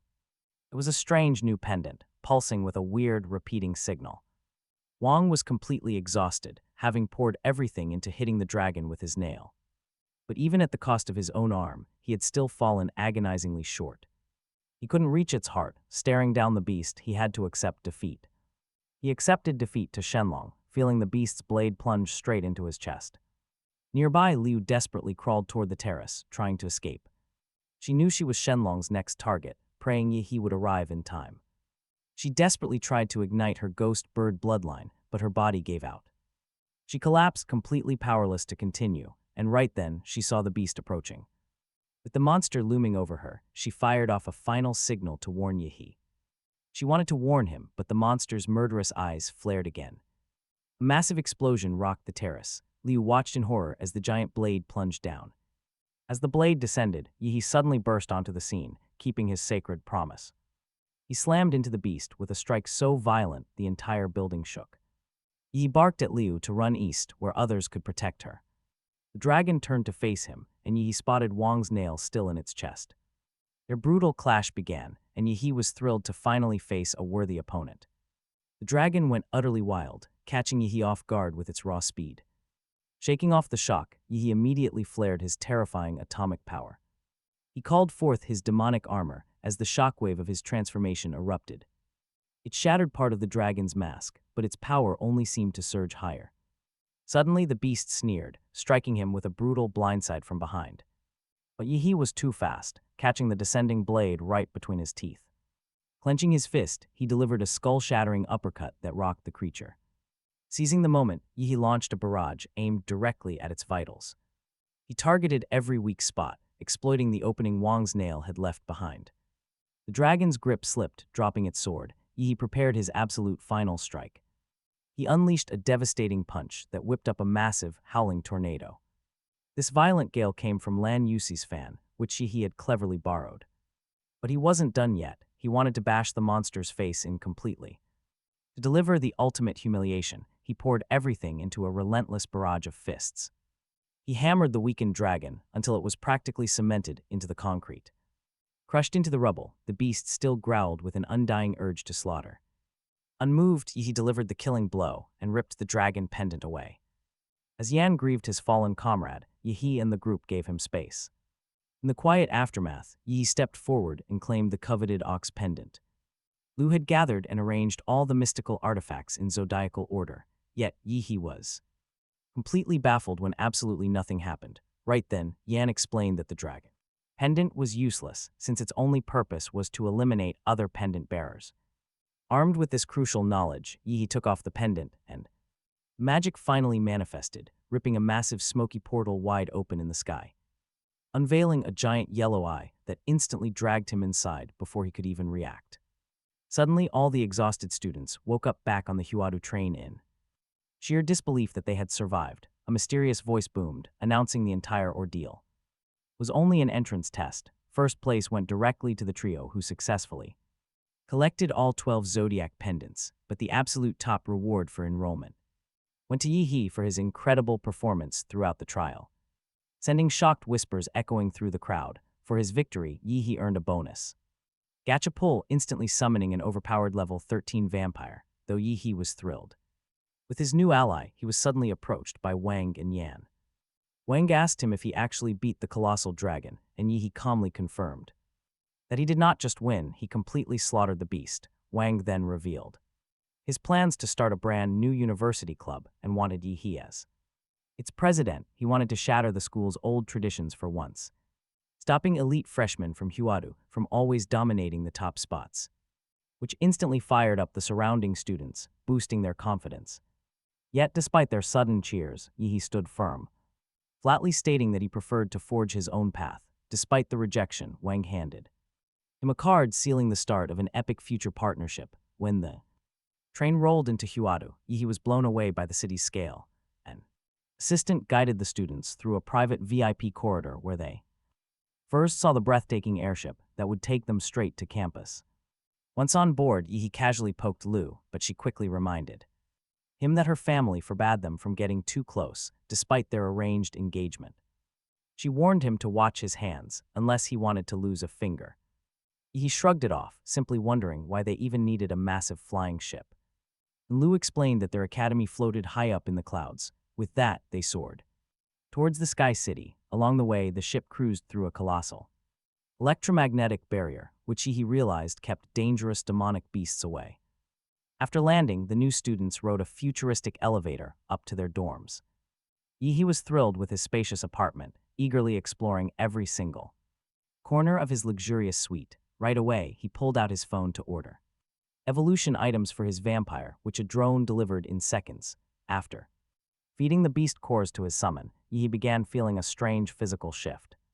His own fangs elongated, and his razor-sharp claws grew larger. Intrigued, he decided to test his limits by slicing open his own chest. His rapid regeneration was faster than ever. Grinning, the youth stepped into his private training room, charging up his internal energy. Next, he summoned the imposing vampire avatar directly before him and ordered it to strike with absolute lethal force. The dark summon, materializing amidst a flurry of black roses, threw a devastating punch. He crossed his arms, but the impact completely shattered his forearm bones, launching him backward like a ragdoll, sending him flying several meters back. Still unsatisfied, Yihai activated time-stopping power. For 5 seconds, gravity crushed him, heavy, intense. The sheer pressure was so brutal that blood actually burst from his face, but he wanted more. The next day, the sun was bothering his eyes. Chujo showed him the curriculum. It required choosing a mentor. But a sudden school group chat message changed all his plans. It announced that because of his pendant test success, Yihai could choose any mentor he wanted. They arrived at the gym, but the lines were huge. Since the whole process seemed completely boring, Yihai decided to take a walk around the city instead. During his stroll, a sudden scent of blood put him on alert as he realized this was no ordinary blood. Investigating the source, he saw that the smell came from a young girl happily eating a large sandwich. Yihai was surprised. Don't let that cute face fool you. Her aura is downright terrifying. Suddenly, she locked eyes with him and asked if he practiced the demonic flesh technique. Intrigued by her surprisingly mature tone, Yihai listened closely as the girl explained that she had helped little Hu perfect that exact same technique. He was completely stunned to realize she meant the spirit of the statue, whom she claimed to have trained as her disciple some 90 years ago. Since Yihai didn't believe a single word, the girl grew highly indignant at his clear disbelief. To him, her being some ancient elder was as likely as him becoming the emperor. To counter his skepticism, she decided to instantly show him the nature of her power, forcing him to watch his own head roll from a guillotine. Talk about intense. This brutal illusion left him petrified with fear. To calm him down, she offered a lollipop and begged him not to report her, explaining that she only had 2 hours a day to enjoy the physical world. Yihai then demanded to know who she actually was. In a softer tone, she introduced herself as Gong Kei, an incredibly powerful master who apparently made the college president cry when they were just little children. Recognizing her overwhelming power, Yihai knelt right before her. He told her he had wandered for years seeking his true master and humbly offered to be her disciple, making her blush a bit. Meanwhile, back in the gym, the 5 college directors were being watched with awe by all the hopeful freshmen who wanted them as mentors. In truth, the directors were only there to meet Yihai, the absolute legend, who scored perfect marks in every category of the pendant test. They had no idea that the test's massive dragon boss was an artificial intelligence based on the national-level warrior Fu Hongsheng, whose legendary record had stood entirely unbroken for 100 years. The directors fully expected Yihai to quickly become a grandmaster, but those hopes shattered when an agent suddenly reported that Yihai had asked to become the disciple of Gong Kei, the former professor of the Imperial University and current special agent. This unexpected news left the directors completely terrified. Meanwhile, Yihai insisted on following the mysterious girl, but she explained that she had been expelled from the college. He then promised that If she accepted him as her disciple, he would set her free in 2 years. The master loved the offer. Furious, the directors marched to confront Gong K. One of them, a massive man with a stern expression, reminded her that she was strictly forbidden from contacting any students, ordering her to go home immediately. To get under their skin, Gong orders her brand new disciple to tag along with her. Right beside her, Gong quietly explains that she had unintentionally harmed too many students, which got her locked up in this research facility. She was trapped here until she could control her insane power, before asking if Yihai is actually scared to be her student. Far from terrified, he is actually absolutely thrilled by the idea of getting ripped to shreds. Soon, they hit floor 66, featuring a super cramped corridor custom-built just to contain her. Seeing the timer ticking down to 0, Gong suddenly sprints ahead, yelling at him to keep up. With barely any time left, she leaps past the heavy security threshold. Right before the massive doors slam shut, completely losing the angry faculty members. This stunt immediately triggers a lockdown protocol, defense active. Yihai realizes this will seriously suppress his own abilities. Gong smiles, explaining this is her personal cell, a luxurious 3-story mansion packed with top-tier gear.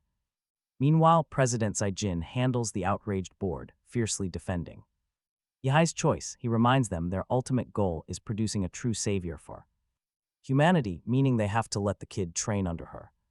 Glancing at his screens, the president checks the grim survival rate of Yihai, staying with Gong, knowing full well the kid must be ready to die because this brutal experience is the ultimate crucible. His sole focus is prepping this next generation for the dangerous new world as fast as possible. Down in her cell, Yihai finally kicks off his intense training session with his master. She wants to gauge his raw power, starting off with a simple stretch, but as soon as Yihai gets into stance, she strikes his vitals to show how ruthless she is. Forced into a corner, Yihai immediately awakens his dark, monstrous lineage. But Gong easily sidesteps the wild assault, completely crushing his armored form. Pure agony. After that heavy blow, Yihai reverts to human form, making Gong feel thrilled at the taste of real blood. Pushed over the edge, Yihai decides to fully unleash his hidden power, unveiling a terrifying new class of monster. And wow, this makes Gong even prouder of her prized disciple, prompting her to finally fight for real. She charges the giant humanoid beast, which Yihai instantly covers in heavy plate armor, completely unfazed. She shreds right through the solid plating like wet paper, leaving him utterly stunned. As she leaps onto the massive construct, Yihai deploys defensive spikes. But she counters by trapping his mind in a powerful, sudden illusion that chains him down. Inside his head, he is forced back onto the execution block. Facing a deadly guillotine, the heavy blade drops, but right before it shears his neck, he screams out Zawarudo. Instantly, his hidden vampiric form explodes to life. Yihai realizes only sheer, unyielding willpower can break him out of this fake reality. He summons blazing meteors that gradually shatter the illusion. Crumbling the mental space, it's over. He is sprawled on the floor, his armor shattered, with Gong staring down at him, recovering his senses. Yihai groans, asking if she cheated, but Gong claims a completely fair victory, admitting she only used a tiny bit too much muscle in that exchange. Yihai knows she is totally lying. Sensing this, she suddenly bursts into tears, crying as she apologizes and promises to go easier, so Yihai tries to reassure her. Yiho bows. It is an honor to serve. Sensing his level, Master Gong asks what he wants. Yiho desires to be a legendary martial artist. He wants to know how she sliced his arm. Just endless practice. That is the secret to finding the line. A fatal line. It runs straight through every living creature on Earth. Yiho realizes the truth. Her strikes do not use raw strength. They trace this hidden path like a butcher cutting meat, perfect precision. But Master Gong stops him. Learn one thing at a time. Focus on one step to truly master these brutal techniques first. A true master possesses a special skill, internal visualization. This mental projection reveals an opponent's hidden internal weak points. Therefore, step 1 is simple: build a mind stronger than flesh. Yiho smiles. He already has the perfect cheat code, vampiric power. His mental fortitude was already boosted by the absolute power of Zawudo. Next, she explains the tiers. Martial arts are divided into 4 categories: Heaven, Earth, Mystic, Yellow, and No Tier, the lowest academies. Only teach No Tier arts, but here at Huado they teach The Mystic Yellow level. Intrigued, Yeho asks about the peak tiers. She warns him those are rare relics of ancient secret realms. Only 10 exist. They are scattered across this entire world. Even the Grand Imperial University only possesses a single technique. He has no permission to see it, but she has another option. An Earth-tier secret art, it is the Killer Bodhi Heart Sutra. This very sutra inspired pure chaotic evil. Yeho is incredibly hyped. And watch this, she instantly drags him into a bloody, terrifying illusion. Master Gong loves spilling blood. Later that night, Chujo is walking. Through the quiet city streets, he spots Yeho and approaches his friend. Cold steel, suddenly, a sharp blade is pressed against his neck. He tenses, ready for blood, then he realizes it is Yeho. The boy is wrapped in a dark aura, and honestly, it looks awesome. Flashback to a few hours earlier, he was fighting waves of zombies. Armed with only a simple sword, learn the line or die trying. Eventually, the endless wave of undead overwhelms him, and he collapses. But Master Gong is impressed. She has never seen such willpower. Perhaps this mysterious boy is truly humanity's ultimate hope, a savior. After this exhausting day, Yeho washes up in the hot shower. A phone call rings. It is Lu Chingu with exciting news. The packages from his mother have arrived safely. They are in her room. He offers to drop by, but she blushes nervously over the phone. She suggests sending them by drone instead. They chat about their mentors. Yeho avoids talking about his terrifying master. He quickly fakes static. To end the call, weeks pass, and Wang gathers new members. He builds a massive roster for the Dragon's Blood Society. But other students hate this new club, especially one famous freshman. His name is Xiang Jianhui. Meanwhile, Yeho trains in absolute secrecy. He vanished from the spotlight for 3 months, focusing entirely on his basement training. He was literally stomped on by Master Genka to inject the energy needed to stabilize his rank under that crushing weight. He endured, dedicating himself intensely to physical training. At a certain point, a sudden blast erupted, leaving his muscles completely renewed, leaving his master thrilled by his enhanced physique. After 3 months of hard training, he decided to leave. Genka wept, already missing him, but he promised to return to continue. Back in the city, he walked, feeling the weight of his long confinement, but he had a goal. At Huadu, extracurricular security missions were worth massive rewards, so he went to the activity center to grab a quest and find Chujo, who was absolutely thrilled to see him. Chuj revealed he had finally become a martial artist, wondering how much Yehi had actually improved. Since their last meeting, he questioned if Yehi could now defeat Xiang Jianhe, who had completely crushed Wang in a mere 10 minutes. Soon, Qingzu joined them, recalling her mother's advice. She moved in to give Yehi a kiss, but he pulled back, annoyed she had not greeted him first. Misunderstood, Qingzu turned away, deeply annoyed. The trio then headed to the board, displaying the most popular quests. While Yehi analyzed the board, Qingzu suggested options suited to their skills, explaining that these tasks were classified into 5 levels, though freshmen were strictly limited to accepting missions up to level 2. Fortunately, Yehi held a special privilege card from his master, which authorized him to take on far more dangerous operations. Qingzu demanded to know where he got it, but Yehi stayed silent. After studying their options, they decided to lock in the hardest, highest-paying quest. This choice outraged the reception desk worker. She scoffed at their freshman audacity, but Yehi presented his privilege card. The woman still insisted on calling the dean's office directly. After a quick call, her attitude completely flipped, and she wished them luck. Before leaving, Yehi went to the mechatronics building to retrieve the high-tier weapon promised by the director, receiving a Divine Star Gold sword, capable of channeling 95% of his absolute martial energy. Testing the blade, Yehi noticed it was incredibly sharp. The group then left for Lingyue County, traveling disguised as ordinary students to protect the absolute secrecy of their mission. On arrival, Yehi began scanning the area discreetly to avoid alerting their targets. Chuj suggested heading straight to the official inn booked by the university, but right then, an old man appeared, offering a ride in his 3-wheeled cargo cart. Somehow, Yehi realized their actual mission had already begun. The team boarded the old man's tricycle, chatting casually with the driver like old friends during the ride. As they neared their destination, the friendly driver invited Yehi to a massive local festival happening in just 2 days, their absolute final. Destination was a decaying, abandoned house. Once inside, Qingzu stepped into one of the rooms and found a sinister altar. He judged that the wooden altar had been placed in the room quite recently. Otherwise, given the rotten state of the house, it should have already decayed. Chuzhou drew his sword immediately. He was ready to smash the statue. But Lu Qingsu stopped him, suggesting they search the altar first for clues. The young girl stepped forward, pulling away the cloth that covered the face. Suddenly, the statue's eye glowed. It was an eerie, mysterious crimson light. This strange glow made Yehei suspect its demonic nature. Chuzhou struck without hesitation, causing a thick black liquid to ooze out. To keep the beast trapped, Yehei unleashed his power while Chuzhou raised his sword. They sealed the emerging multi-headed demon. Qinggu watched, completely awestruck. But her awe faded when a heavy hand rested on her shoulder. It was Yehei. Sensing the psychic power messing with her mind, he injected his own willpower. This small spark protected her. He immediately realized the statue caused these local anomalies. Yehei ordered them to stay. They must watch the sealed monster. He would personally track down that highly suspicious old tricycle driver. Meanwhile, the toothless driver reached a local Buddhist temple. One of the priests welcomed the tricycle driver and guided him down the corridor.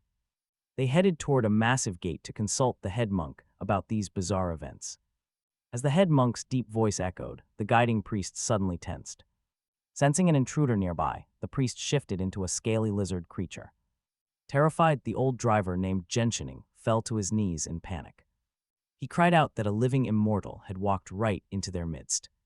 Right then, Yehei materialized, shielded by Zawarudo, and vaporized the scaly beast. The monster died. Immediately, the temple's Buddhist statues came to life. But Zaza blocked their initial strike, so Yehei did not even have to dodge. He then retrieved his divine sword, a collegiate prize, from his spatial ring. Yehei swung the blade, hacking away at the stone figures with zero hesitation. They fired intense lasers, but they were too slow to hit him. A swift horizontal slash sliced a statue clean in half, exposing mechanical parts. Inside lay a robotic system. During this chaos, the old writer praying to Buddha lost his life. Yehei finally realized why these statues had no life force. This strange high-tech system left him rather curious about their creators. Moments later, Zaza smashed a massive gate open, announcing their dramatic arrival. Behind it stood a massive underground temple. A monk stepped forward, preaching peace. But Yehei knew this monk was just another puppet and reacted instantly. The machine split in two. Another monk appeared right behind him. The new figure remarked on Yehei's heavy, turbulent energy. Suddenly, the floor gave way. The stone floor cracked. Yehei plummeted into a dark, door-filled lower level. Creepy eyes watched in silence. Lizard men emerged from the dark rooms. These beasts possessed the power of first- and second-tier martial artists. Unbothered by their numbers, Yehei activated the Xuan Huang technique with his sword. He cut them down in droves, wondering what temple would breed such monstrosities. By the time he finished, he had piled up a mountain of lizard bodies. There were literally enough hides to make several coats, yet a bald monk persisted. He claimed Yehei needed a cleansing. Behind him, the giant Buddha statue moved. It rose, consumed by pure hatred, slamming its massive hand down on Yehei with terrifying force that could shatter ancestors, but Yehei had completely glitched the system. Total malfunction. The blind machine now desperately wondered where its mechanical eyes went, seeing nothing but the giant shadow of Demora before it. With a holy chant, Demora threw a massive, thorny punch, striking the false metal god with absolute, devastating force. The android fought back wildly, firing lasers in every direction before launching its heavy missile payload, but heat-seeking weapons were useless here. Useless against a master martial artist like Demora, the desperate machine tried attacking with spikes, but Demora wiped it out with her nuclear beam, securing an easy win. With the battle over, Yehei approached the lotus-shaped temple structure, stepping inside to unmask the cowards pulling the strings. Exactly 30 minutes earlier, two panicked scientists had been tracking Yehei's assault. With each destroyed robot, they prayed the next defense would finally kill him. But absolutely nothing, not even their prized Meta-Buddha, could slow Yehei down. The doctors fell into utter despair. Still, the senior scientist with the weird eye hoped his remaining guards could buy them a little time. Right then, Dr. Feng, a former lead on the Prometheus project, ordered their secret headquarters to be completely detonated as they made their escape. But here is the real kicker. This corrupt company had secretly stolen the cities. Temple, replacing real monks with machines to brainwash the citizens. They tricked people into horrific human experiments under the guise of holy blessings. But before the scientists could slip away, Yihai suddenly blocked their path. A few guards tried to step in, but they were instantly pulverized. Cornered and shaking, Dr. Feng threatened to blow up the entire base. With the press of a button, but Yihai grabbed his head, nearly crushing his skull before tossing him aside. He demanded to know what they were doing in Lynch County and questioned him about the 3 murdered martial artists.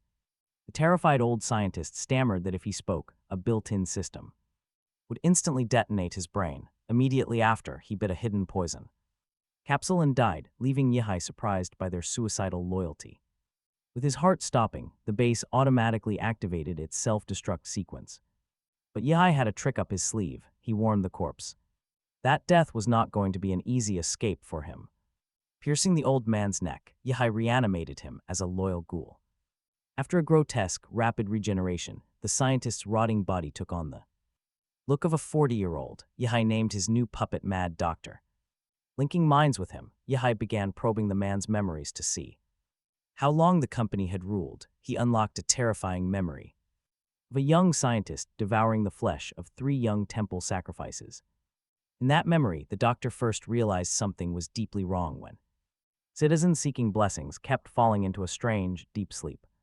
While praying to the celestial descent realm, he spotted a weird sequence of numbers branded on his arm, recognizing it as a corporate tracking code.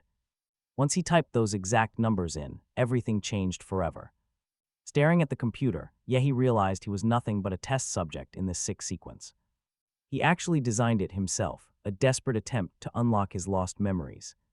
The mastermind behind this entire nightmare was none other than the celestial descent realm. This made Yehi realize they were dealing with a massive, twisted demonic cult. Peering into the doctor's mind, Yehi saw the city was their playground. The corporate experiments were hijacked by the cult, brainwashing every single resident. An army of cold, heartless cyborgs replaced the city's original martial artists.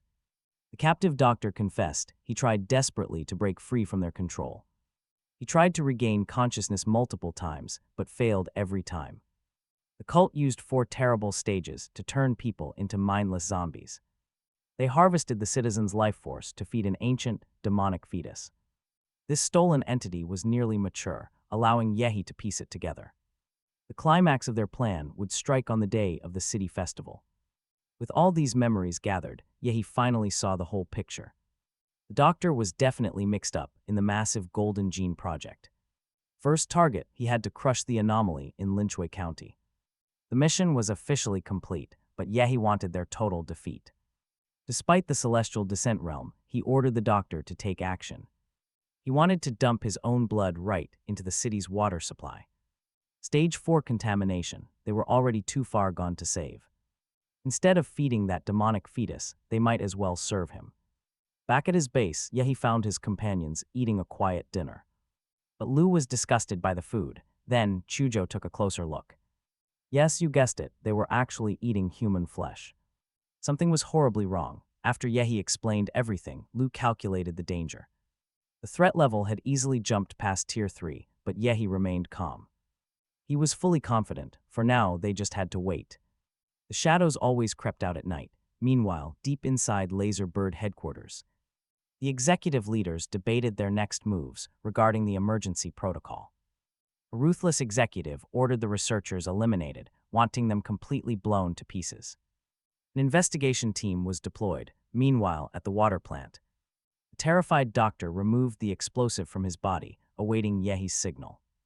Yehi ordered him to begin. At that exact moment, a man named Catfish arrived.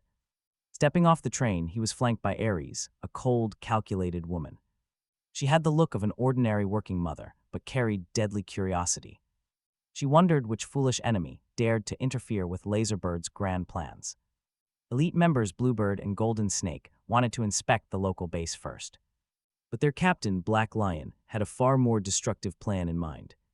He wanted everything completely leveled, dividing his forces to speed things up. Golden Snake and Bluebird headed straight into the city's quiet streets. The city was eerily quiet, and trust me, that silence meant trouble. The female assassin froze, spotting a bizarre clay statue standing nearby. Simultaneously, Golden Snake received a full status update from their captain. Black Lion explained the sheer amount of damage Yehi had already left behind. Suddenly, hordes of sleepwalking, zombie-like citizens began to surround them. He called Bluebird to fight, but she was possessed just like the other townspeople, plunging a knife into his stomach right at that moment. He caught sight of the weird moon demon statue, high above Yeha. Gazed over the city, feeling his vital energy get blocked, he decided to warn his allies about where the massive sleepwalker horde was heading. Suddenly, Serpent and Bluebird were tied to logs under the watchful eyes of the sleepwalkers as he tried in vain to wake his helpless friend. He even tried pleading with the drooling monsters, who wanted fresh meat. Just then a heavy bell tolled as the giant moon seemed to descend. It sent the servants into a total frenzy as they formed a pile of bodies to reach that silver glow, climbing toward the bound laser bird members. Meanwhile, Captain Black Lion sensed that some major trouble was brewing. Leaving their base, they saw a massive moon that seemed to swallow everything. A giant beam of light crashed straight down to the ground. This unsettling sight deeply worried the captain, prompting the group to move. They dashed toward the source of the chaos, but along the way they spotted something strange, prompting the captain to hurl his sword. The weapon, however, was instantly blocked by a spinning wheel. Finding a magical item out here seemed highly unusual, but then Liu Qingju stepped out to face them. Using her umbrella shield as a welcome, this sudden blockade made the captain wonder who they were really up against. Meanwhile, Catfish and Ares advanced on Liu and Chu, who stood ready as the battle kicked off. The heroes summoned an ice wall, but it shattered like fragile sand. With their defense broken, the pair tried to escape, only to be cut off from behind by the captain. Simultaneously, a sword descended from the sky, nearly splitting the captain in half. It was Yeha making his grand entrance. To fight back, the captain quickly unleashed his 12 Phantoms technique, multiplying himself into 12 clones that rushed Yeha from all sides. He promptly summoned Zaza and began leaping unpredictably between the illusions until he reached the real Black Lion, taking him down with ease. Meanwhile, Yeha drained the captain's blood, raising his martial artist level to 8 and leaving the remaining 2 bandits in sheer disbelief at his raw power. Using a demonic technique, he raised the captain's corpse. Seeing the situation, the woman threw her baby into the air, which transformed into a monster. This chaotic distraction allowed Catfish and the mother to escape, abandoning her child. Yeha ordered his friends to handle the cyborg and set off in pursuit of the fleeing martial masters. Chujo in turn activated his ice dragon form and lunged forward to confront the beast, swinging his sharp blade. He realized the creature was incredibly fast. He ordered the captain's shadow to show its worth. The entity instantly used its multiplication technique, slicing the cyborg into several pieces. Liu also focused his energy, awakening his bird bloodline to envelop the enemy in a glowing sphere. Meanwhile, Bree was fleeing through the sewers, but Yeha caught up, giving him absolutely no chance to escape. Ares' mother, running desperately, saw what was happening to her son and felt a cold dread wash over her. Completely isolated now, she followed the moonlight. It was her only hope. Getting slaughtered by Yehe was not an option. She had to risk everything. Suddenly, she froze. A massive pile of sleepwalkers blocked the path ahead. They crawled everywhere. Right behind her, Iho closed in, ready to capture her. No time to think. She sprinted directly toward the monsters, using them as a ladder to scale the gate. Once over, she saw her own parents. But their dead eyes made her wonder, had they abandoned her too? As she drew closer, the pursuing illusion of Yehe suddenly dissolved into nothing. It was a trap the Heavenly Descent Kingdom had played on her fear. They wanted to lure her inside. Yehe quietly watched it all unfold from the shadows, waiting patiently for the demons to arrive for their final battle. Then the moon shrank back. The wandering zombies vanished from the town. Peace returned, but Leo felt incredibly anxious about the upcoming raid. Yehe told her to relax. A truly powerful ally was secretly helping. This intrigued Chujo, only heirs of legendary martial clans undergoing mortal trials ever received such high-tier assistance. With a smirk, Yehe unleashed the shadow demons, ordering his companions to destroy every single statue in town. While Chujo obeyed immediately, Qingju hesitated. she had a bad feeling. Yehei gently reassured his future bride. He asked her to trust him. She agreed but reminded him to trust his loyal friends in return. Afterward, Yehei headed off to locate the scientist. He was busy working. Deep inside a crater, he had gathered all the broken, defeated cyborgs. Yehei unleashed his colossal monster. He flooded the entire pit with blood. It coated the mechanical beasts, turning them into a lethal, loyal army. The scientist smiled. His modified mosquitoes were already heading toward the county to infect the entire population with Yehei's highly contagious vampire blood. Pleased, the protagonist ordered the scientist to repair the massive Mi-Buddha. They needed its heavy weaponry for the clash. He was eager to confront the cult. With everything prepared, they boarded a bus to the county. The show was about to start. They waited for the demonic fetus to drop like a bomb. Soon the festival night arrived. The ominous moon stared down at the growing chaos below. High above, the priest watched with absolute sinister pride. This was only the third time in history that the fetus would be successfully born. His name would be carved into their holy scriptures. Past births brought ruin. The first caused widespread devastation across the land, while the second turned the entire area into a hostile S-rank zone. Determined, the priest prepared the bloody ritual to summon the demon once. Again, he climbed a towering pile of fresh corpses, offering his blood to the portal. Next, a sacred coffin was brought before the cult. The worshippers knelt, eagerly adding their own life force to the mix. The bald priest began chanting. Suddenly, a resonant bell echoed loudly, awakening the souls of the nearby sleepwalkers, but something went horribly wrong. The ritual energy suddenly turned a bright blue, shocking the high priest. It was desecrating the coffin. Right then, Yehei stepped out of the shadows, showing the stunned crowd that he possessed even greater power. Unleashing absolute power to show everyone who the real demon was under that blood-red moon.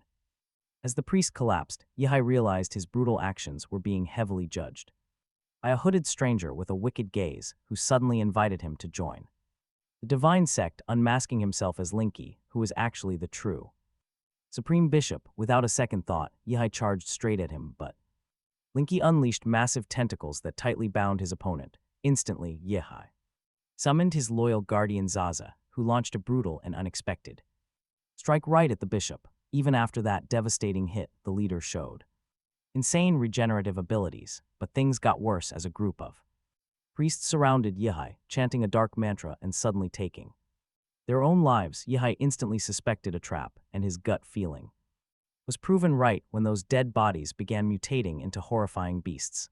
The monsters turned so hideous and twisted that they triggered pure disgust and an overwhelming urge to run away. Facing a whole demon army, Yehei summoned his own legion of lizard cyborgs to meet them head-on, and the clash began. Nearby, a newly hairy priest used his spiritual vision to track down Yehei, realizing his target was the fetus, but the sudden arrival of armored Liu Kingsu and Chujo made the priest panic over. Failing his mission, wanting only to run, Yehei approached the cold coffin, which radiated an icy chill, rewarding him for altering the dark ritual. Resolved to end the demon once and for all, he popped the lid but found it completely empty. Total silence. Suddenly, the high priest appeared right before him. He mocked him, explaining the massive moon was just an illusion and that Yehei was actually trapped inside a dream. Meanwhile, Liu Kingsu and Chujo fought fiercely against the hairy priest's giant archdemon. Transforming into his dragon form, Chujo prepared to unleash his strongest attack on the beast, but the monster caught the strike bare-handed, shattering the warrior's blade, though a jagged shard flew off and pierced the monster's mouth. Right then, the mad doctor arrived, packing a huge energy bazooka and deployed poison drones to support them. The priest wondered where these insanely powerful kids came from, and Chujo smirked. They were just freshmen from Huadu. Suddenly, several coffins slammed down, blocking their path and releasing mind-controlled sleepwalkers, including some familiar academy students. The cleric laughed, thanking his god for the reinforcements. Seeing Liu Kingsu in grave danger, the mad doctor sent giant reinforcements to back her up. She broke free from the swarming sleepwalkers, desperately trying to reach Yehei, but the priest ordered his corpse puppets to block her from getting near the fetus. Amid the chaos, a heavy blast struck Liu Kingsu squarely. Even badly hurt, she refused to stop and pushed forward, collapsing right into Yehei's arms. Weak but determined, Liu Kingsu took flight, dragging Yehei away from danger. As they fled, she saw their giant allies falling to the fierce warrior. Corpses. Suddenly, a booming voice ordered her to drop Yehai, striking her mind with a brutal psychic assault. Overwhelmed, she lost control, starting a dangerous freefall toward the hungry corpses below, their necks stretched like amoebas, morphing into deadly, razor-sharp stakes to impale her. Fortunately, Yehai recovered just in time to trigger his ability, Zahawudo, quickly apologizing to Lu Qingsu for falling asleep. His return brought her immense relief.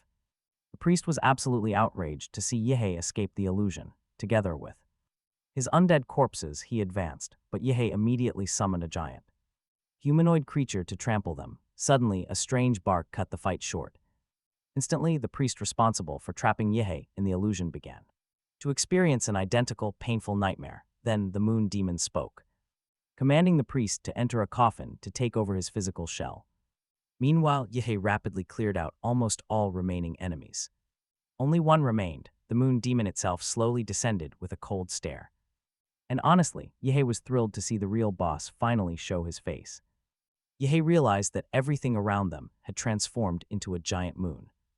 This was a chimism, a mental illusion that inflicts actual physical damage.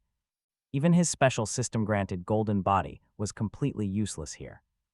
Approaching slowly, the demon admitted he admired the boy's bravery. He claimed Yehei had the perfect compatibility for his final transformation. He invited the boy to join him and rule the world together.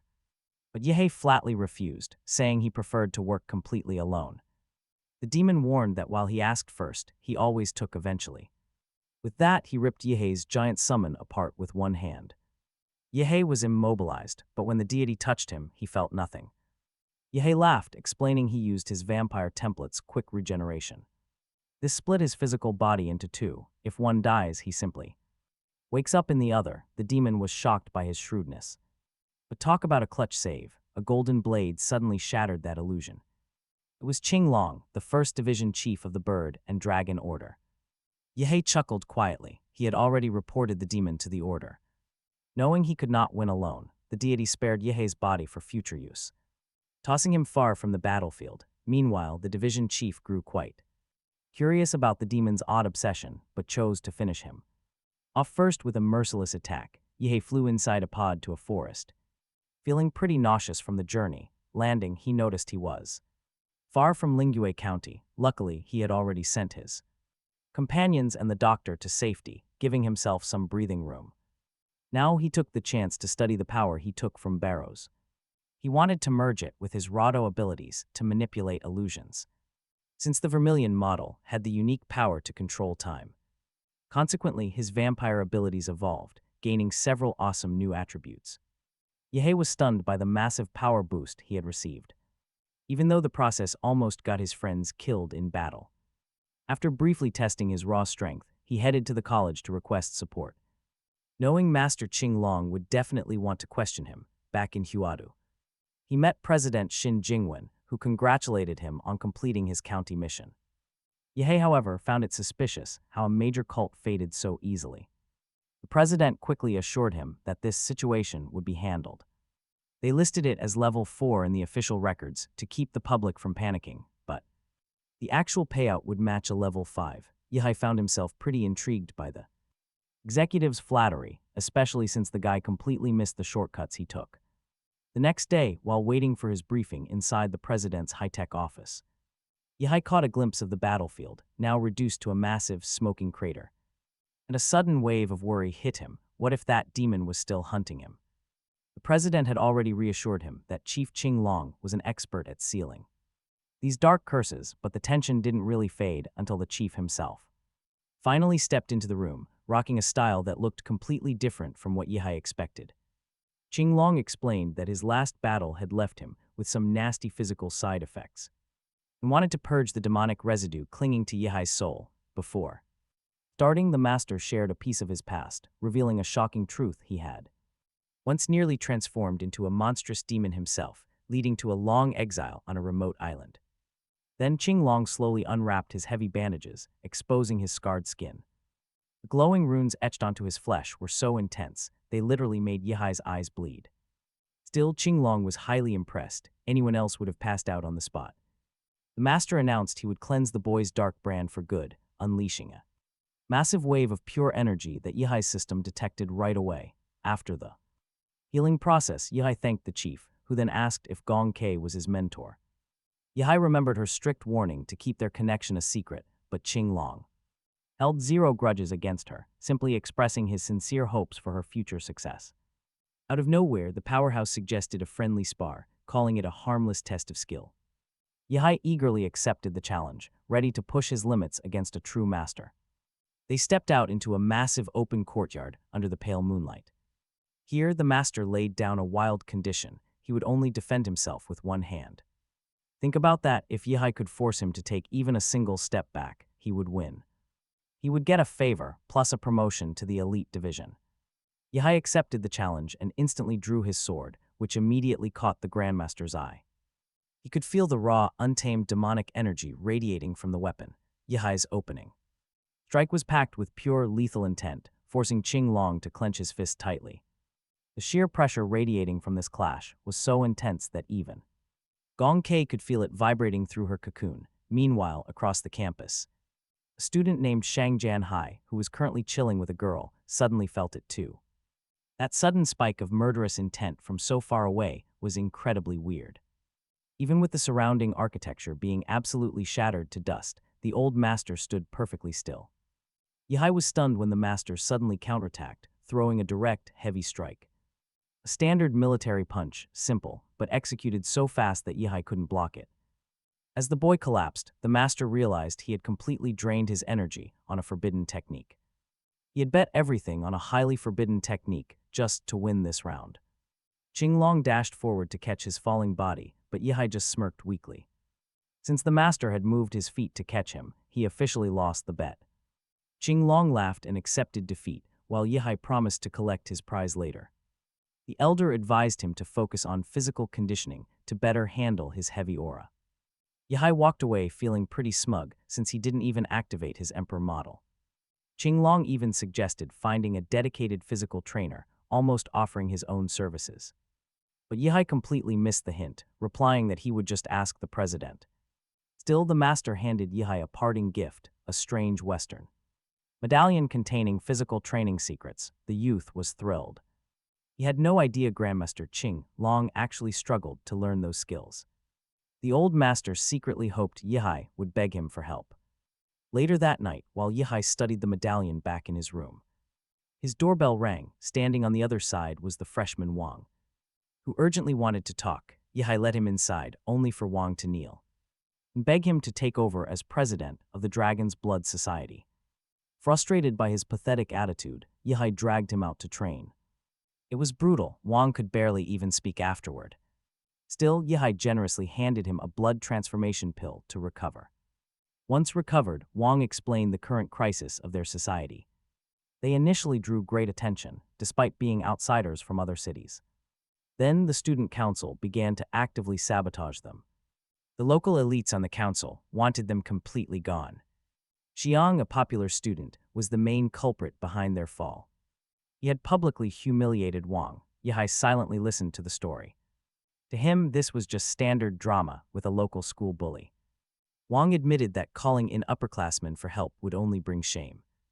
That is why he begged Yihai, a fellow freshman, to step in. Surprisingly, Yihai agreed to take the job. Let the games begin. As Wang choked back tears of gratitude, Yihai demanded more details. He was not going to risk his neck just to squash some random bully. Wang explained that a professor had just announced a massive reclamation campaign. The goal was to reclaim 12 cities captured by hordes of demonic beasts. Students would be drafted, and as president, Yihai had to lead them. He needed to secure the high score required for their society to participate. Yihai readily agreed. The moment Wang left the room, his mind raced. This campaign was the perfect chance to earn rewards and grow stronger. Meanwhile, the remaining members gathered at the Dragon's Blood Society headquarters. Shinshin was loudly complaining about Wang keeping them all waiting. Yan was clearly losing his patience with the freshman's constant tardiness. Still, he held back, explaining that Wang was bringing their president. This claim instantly infuriated Shinshin and the rest. Lan Yusei even suggested they should just disband the entire society. but Yan urged Shinchin to speak up and share his thoughts. Shinchin insisted they should align with a powerful master named Jokai. The crowd began to whisper, wondering if they could trust Yihai. After all, their supposed leader had been missing for a very long time. Before Yan could reply, Jokai kicked the door open and burst inside. Unwilling to take this insult, Yan lunged straight at the arrogant intruder. But a cold-faced girl stepped forward, blocking his path with ease. Jokai demanded that anyone wanting to join him must beat up Yan. As the members hesitated, Jokai lost his temper and issued an ultimatum. Thought anyone was worthy of following him, but right then, Yihai arrived and grabbed the man by his hair, ruthlessly throwing both him and the stone-faced girl out the window before ordering all unworthy members to leave. Regretting their choices, they hesitated. Seeing their hesitation, Wang offered them a second chance. On one condition, they accept a harsh punishment. Yihai shot them a terrifyingly sinister look. And they quickly agreed. Soon, Yihai met with faction representatives to map out a strategy to reach the Shi Reconquest event in time. He declared his ultimate goal was to crush Xiang Jianhe and rip the evil out. But Wang warned him the strongest freshmen were already entering deep seclusion. To reach Martial Master, leaving Yihai disappointed. Since the fastest way to make cash was by drawing major attention. He looked around and asked if anyone present actually knew about the Bird and Dragon Division. Yan's eyes lit up, knowing it was the elite military branch of the kingdom. That instantly sparked a wild idea. As the division's current ace agent, he would challenge every single student in the college below the Grandmaster level. Yan was completely stunned, knowing that absolutely no student had ever been granted such permission. Yihai nodded, keeping details classified. Trusting him, Wang decided to publish the explosive announcement in the school paper. The shocking news spread instantly, leaving everyone completely blindsided. Meanwhile, Chu and Leiyu just laughed because they knew their friend lived to cause massive commotions. With the challenge made official, the society's PR team started inviting the entire public to watch the showdown live. Was absolutely thrilled with the high number of likes and the growing anticipation for the broadcast. Advertisers were begging to sponsor, but a dark plot was brewing. Jokai planned to finally get his sweet revenge. When the day arrived, the packed arena prepared for the global broadcast. Making an incredibly grand entrance, Yihai arrived by helicopter with all the flash of a rock star. A cocky veteran named Long Tao stepped up first, eager to challenge him and exploit the event's massive popularity to boost his followers. He made a flashy entrance, aiming to be remembered as the first fighter in the arena. The crowd went completely wild, but Yihai instantly caught his chin with a brutal strike. Even with a broken nose, the veteran only cared about fame. Next came Yaling, a beast who had already crushed 3 level 7 masters. But with a single bare hand, Yihai completely shattered her heavy steel spear like glass. Bored of individual fights, Yihai challenged them all. They rushed in a wave, but he easily crushed them. One by one, watching the carnage, a terrified Jokai realized how insane he was. The young man and immediately decided to call his monstrously powerful older brother for help. With everyone else defeated, Yating, the legendary brother, finally made his move. Strong enough to defeat a grandmaster, he apologized first for arrogance and total insolence during his visit to the Dragon Blood Society. Yihai shrugged and asked why he was challenging him. Yating replied with cold determination that he had to defend the Zhou family honor, arguing that despite his brother's obvious faults, Yihai had no right to humiliate them. He demanded immediate, absolute submission. Kneel down and apologize. Now, a brutal clash was completely inevitable. Both charged at once, unleashing fury. Amidst the blinding explosions, no one could tell who had the upper hand. That was when Yihai noticed Yating's armor growing incredibly hot. His opponent's arm overflowed with blazing sunblood energy. Spectators held their breath as Yihai suddenly activated his monster armor. He threw a devastating punch straight into Yating's face, shattering the air. This terrifying show of power had kids in the crowd calling him the Demon King. Yating, however, was just wondering how Liu fell for such a violent beast. But look, he suddenly senses Yihai's physical size expanding rapidly. Yating braced himself to block this giant form. Knowing his bones would shatter soon, Yating had to change tactics. He decided to use extreme speed since raw strength was completely out of the question. By dodging Yihai's massive blows, Yating managed to find a brief opening. He rapidly raised his temperature, making his entire body glow like a star. It looked like he carried the actual sun before unleashing his ultimate scorching strike.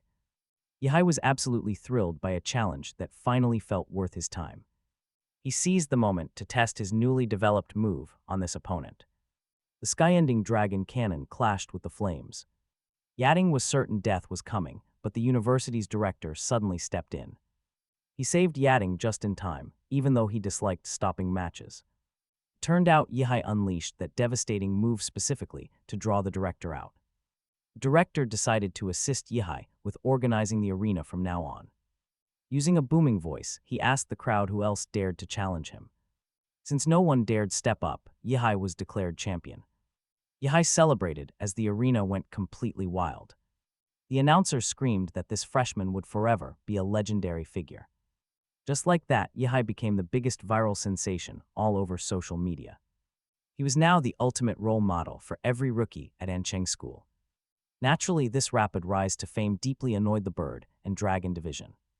While his society celebrated, Yehai retreated to speak with the mad doctor. The doctor revealed some huge news. He finally found a way to unlock the golden gene. But there was a catch, as the artifact had a built-in tracker.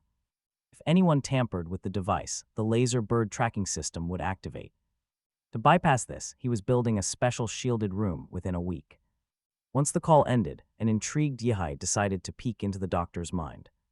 He discovered Project Prometheus was secretly tied to another realm. They were using otherworldly resources to quietly cultivate a terrifying demonic fetus. Yehai also found out that the project leaders had betrayed their own cult. They captured the first demon just to run horrible genetic experiments on it. This research spawned several offshoots, like Project Eden. That program aimed to create a literal artificial god to protect Blue Star. Another branch, Project Spark, altered human genes to unlock unique powers. Yehai realized these terrifying genetic secrets were just the absolute tip of the iceberg. Soon enough, he would have to deal with these terrifying programs directly. Yehai finally decides to study the mysterious amulet Long gave him, activating its deep sleep cultivation method. He suddenly wakes up as a heavily armored knight on a dark, rain-swept battlefield. A strange fire burns endlessly here, and the dead soldiers are covered in massive claw marks. They definitely do not look human. Shrugging off his heavy armor, Yehai prepares to face the boss. Suddenly, a carriage approaches. A mustached driver swerves around Yehai like he is nothing.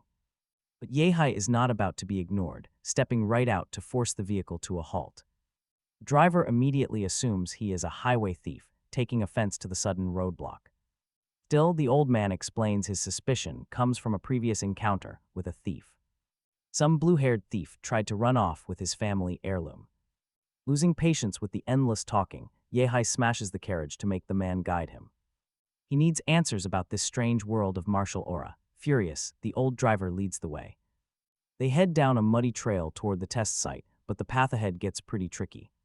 The tracks vanish. The old driver has decided to play a trick on our hero.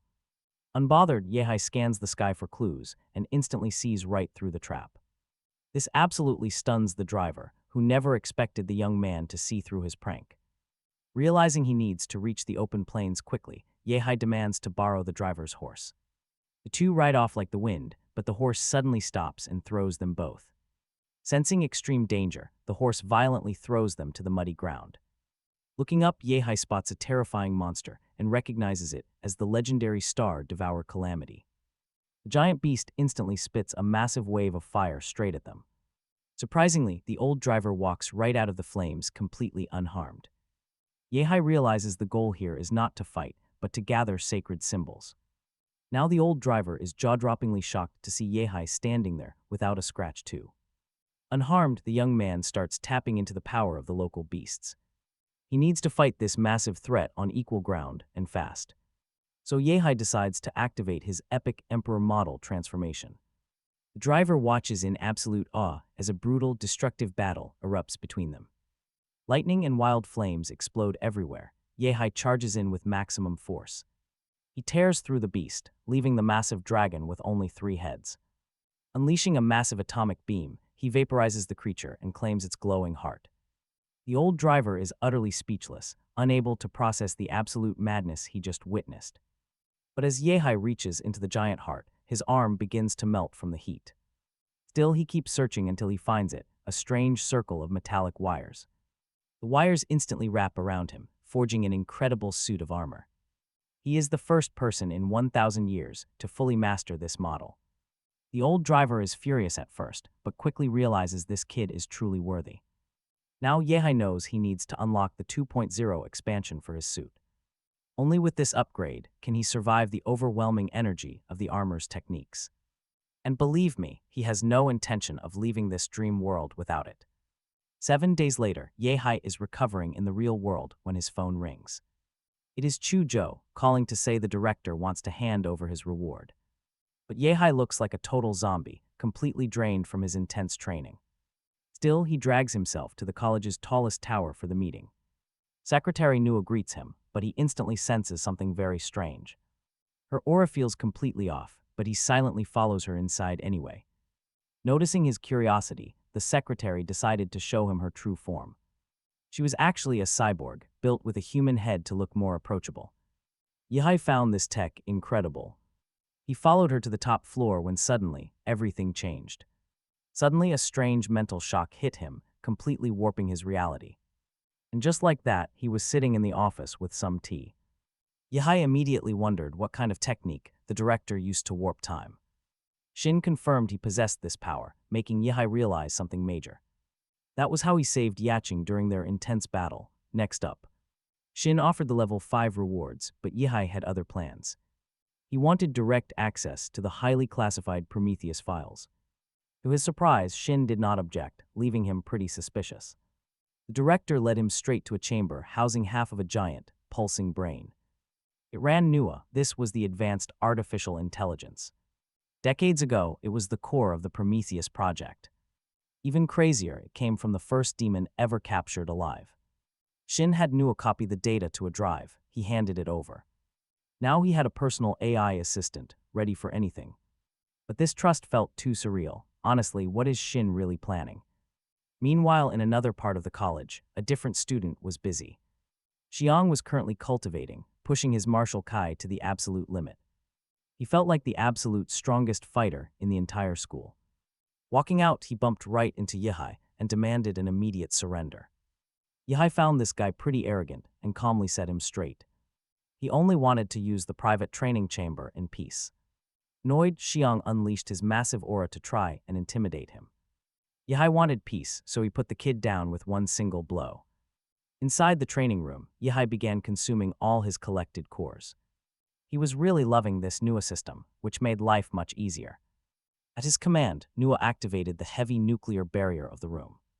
This allowed him to safely ingest his highly potent power pills. His level exploded, wrapping him in a glowing crystal cocoon. Once this shell breaks, you know a true monster king is coming. Meanwhile, the day to reclaim the city of Xia had finally arrived. Countless powerful warriors assembled alongside the director to prepare for battle. Looking down at his massive army, the leader roared a fierce war cry. The soldiers responded instantly, unleashing their blazing martial kai to the sky. Shin fueled their spirits with a legendary speech, rallying them for war. Far away from the noise, Yehai was completing his insane evolution process. He was like a caterpillar about to break out of its cocoon. Over at Laserbird, Supervisor Yu Yan stewed over her recent failures. She saw the coming battle for Xia as her golden opportunity to strike. With the Dragon Division busy, she knew nobody would see her move. She planned to release a golden gene beast to locate a lost treasure. Quietly, she unlocked a heavily secured vault to set her plan in motion. The pod kept the absolute abomination both fed and trapped, now a plane carrying this monstrous capsule was flying toward Xing under the command of a hardboiled captain seeking the lost golden gene, but out of nowhere the aircraft spins out of control as the captain reveals he is a traitor too. Laserbird ruthlessly wiping out his own men. Inside the capsule, the beast smells the heavy scent of death. This captain actually works for Bayan and feeds the creature the hearts of Grandmaster-level warriors, feeling like some trainer feeding a dog. He realizes the beast wants more. Since securing the gene is no longer his main concern, the captain orders the monster to unleash pure chaos in Xia. Then he abandons the plane, leaving the creature to finish eating and go wild, Finally, the capsule bursts open, and the bloodthirsty monster tastes freedom as it immediately begins to devour everything in sight. Meanwhile, the bombing runs begin in Xing, another winged beast tries to attack the aircraft, but our devouring monster charges forward without hesitation, obliterating it in a matter of seconds. With this feast, the creature grows massive wings and multiple eyes, allowing it to recognize different types of genes like a massive banquet laid out. Right before its eyes, the warriors rush toward the falling plane, confident that the redhead Liu can easily handle any beast crossing their path. But soon they spot a creature devouring other monsters like an all-you-can-eat buffet. The beast seems thrilled that the warriors took the bait, and the intense battle begins. The warrior Zhang strikes, but his blows seem to do absolutely zero damage to the enemy, to everyone's horror. They watch him get devoured. Enraged, Liu charges at the creature, but the monster hits her with a direct strike she recognizes as Zhang's. Suddenly, she hears her friend's voice crying out from dark, writhing tentacles formed from his agonizing face, begging for help. The horrific sight leaves her petrified, and she is quickly overwhelmed by the monster's sheer power. The creature then uses Liu's body to infiltrate the remaining warriors, seeking to find where the golden gene is hidden. Meanwhile, on another battlefront, a Lord-class beast is confronted by a powerful knight who easily impales it with his spear. Meet Qinyanu, the director of the Huadu Academy of Master Grains. He discusses the plan with Dai Chiming, the student council president, finding the safest route to the sovereign beast's nest, but Dai Chiming suggests they should avoid acting rashly and proposes that they first meditate on the situation. In his meditation, he envisions the arrival of a massive egg crashing down like a meteor. Out of it steps the fearsome sovereign beast, prompting the director to instantly order all warriors to get into battle formation. The director charges spear first, but the beast retaliates with a devastating punch. Suddenly, a mage floating like a genie from a lamp pierces the enemy's arm, carving out a perfect opening for the director. Seeing through their strategy, the monster decides to target the elder mage first, but another warrior protects him with a heavy shield. Next, a yin-yang controller attacks, completely sealing the creature's movements. Seizing the opportunity, the heroes transport the monster to in another reality. They shattered its head, but it survived anyway. This creature was a sovereign, the king of all monsters. It launches a devastating fireball, scattering the warriors like bowling pins on impact. The director strikes back with his thunder spear, but it does nothing. The insect-like beast tosses the shield warrior to a dragon like a snack.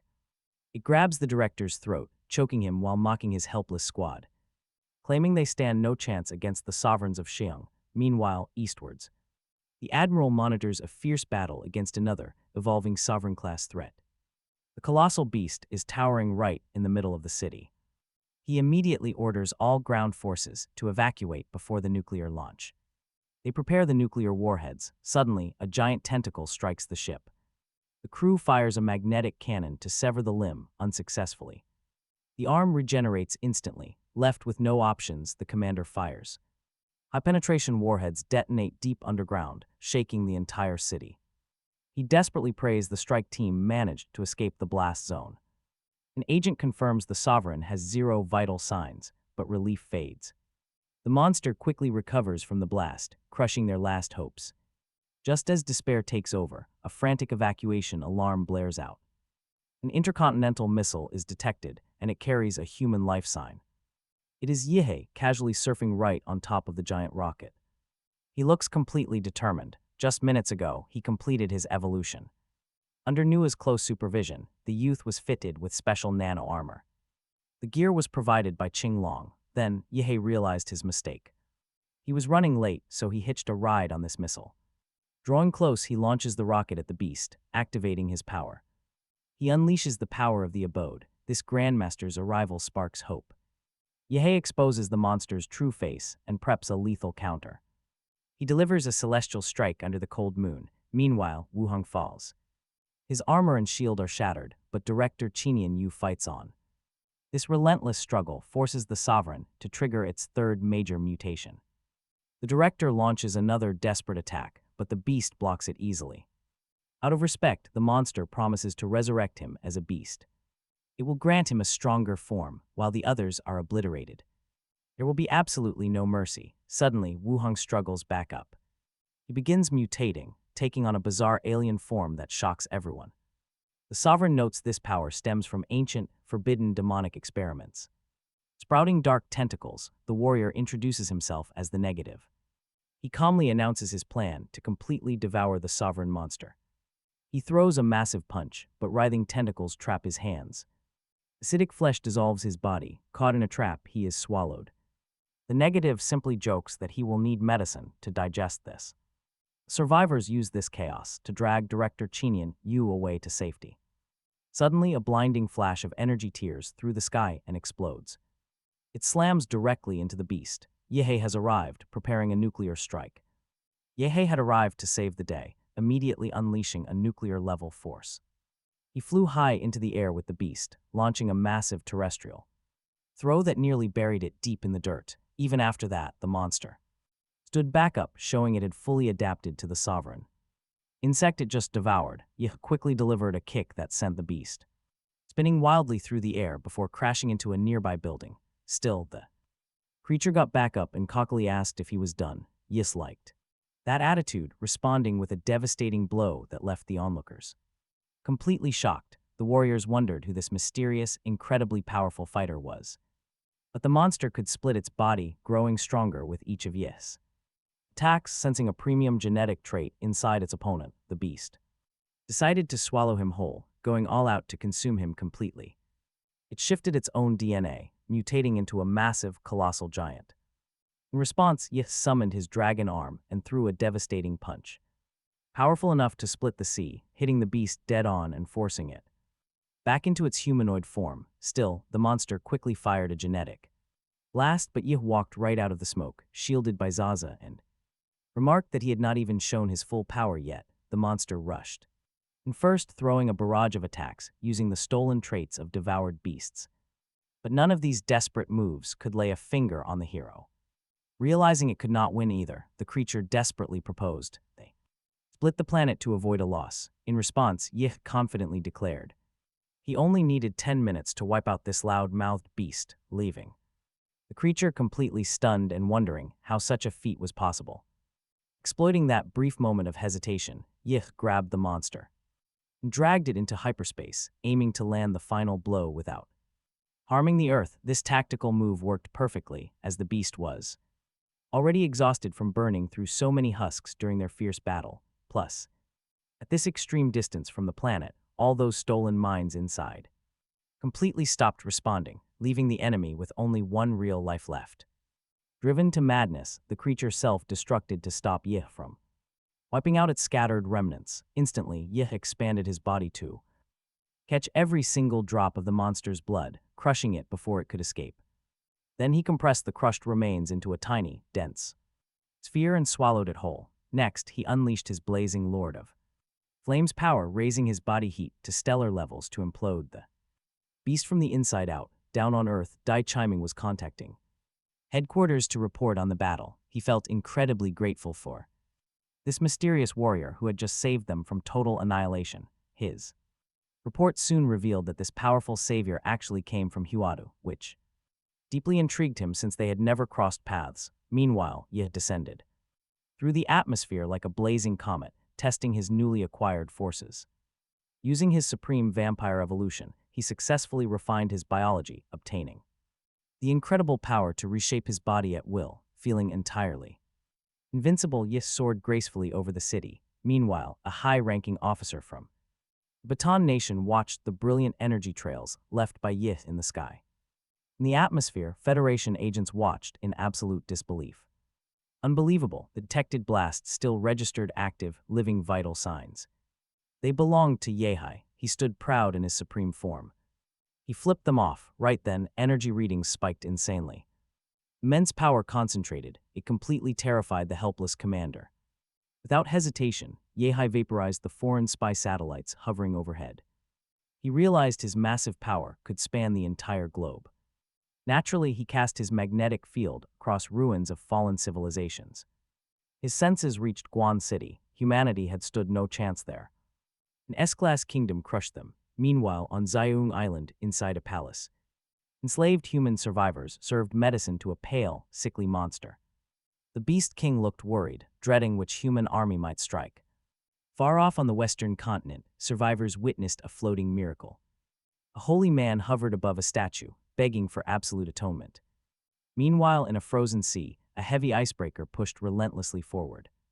Its grizzled captain recognized Yehai and knew his legendary deeds.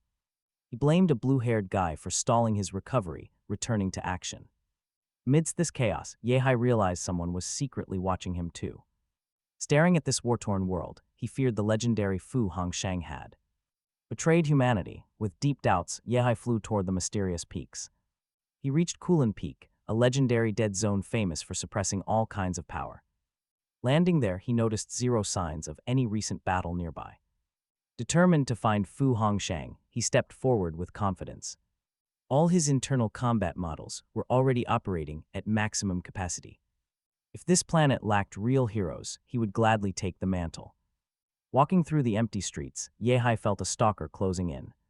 Suddenly, a blinding blue laser beam struck, and a giant worm erupted before him.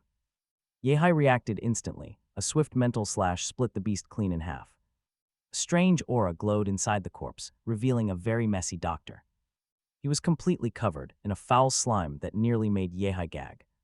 The doctor explained he hid inside the worm to escape laser birds.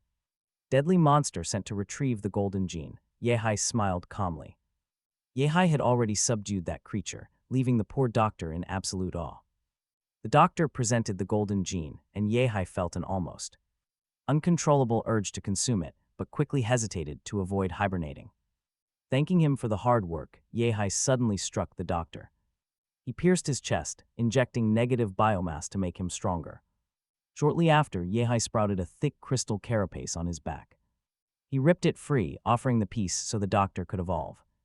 The doctor wept with childlike joy, but Yehai had no time for drama. He ordered him straight back to work, promising to clear the city. With the sovereign of the East slain, human warriors fought the beasts. They pushed back the weakened monsters as the bloody battle raged on. Suddenly, the artificial intelligence, Nua, broadcasted a direct command. She ordered everyone to clear out and leave everything to Yehai. Their retreat was cut short when Yehai suddenly arrived, unleashing his massive steel tentacles. He fired up his heavy weapons module, instantly tearing the enemy ranks apart. The military watched in complete disbelief, a literal one-man army. But then his weapons overheated. It was a complete shutdown. The commander ordered his squad to provide cover fire using superpowered missiles. The raw explosive blast was so massive that even the beasts seemed shocked. They felt the power of human technology once Yehai's weapons cooled down. The heavy cannons roared back to life, targeting the beasts from all sides. And then his weapons overheated again. You have got to be kidding. Seeing this second glitch, the three-headed wolf ordered his horde to charge. Just then, the radar detected a wave of high-level Lord-class beasts. This made a bad situation much worse. Facing this nightmare, the retreating warriors decided to turn back and support Yehai in battle. But before they could act, a brilliant light flashed from his weapons pod. It completely vaporized every single monster nearby, leaving absolutely nothing behind. Wings flared and Yehai took to the skies, looking like a true savior. For securing the area, he unlocked a brand new system model as a reward. Now he wanted to save every remaining city to claim the ultimate prize.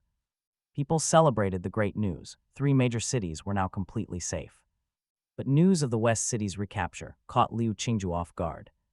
She recognized that distinct blue light and wondered who was really behind it. Back at headquarters, the minister ordered a total blackout on Yehai's identity. But the hero himself walked right into the office to ask for a favor. The high official practically bowed down, treating Yehai like a total god. Yehai simply asked for his head student identification card. In the minister's eyes, this kid was already stronger than Xin Jingwen. He immediately called the current council president to hand over the title. The president approached and warmly thanked Yehai on behalf of the whole school. All the sudden praise left our powerful protagonist feeling pretty awkward. But the awkwardness paid off because the title boosted his evolution points.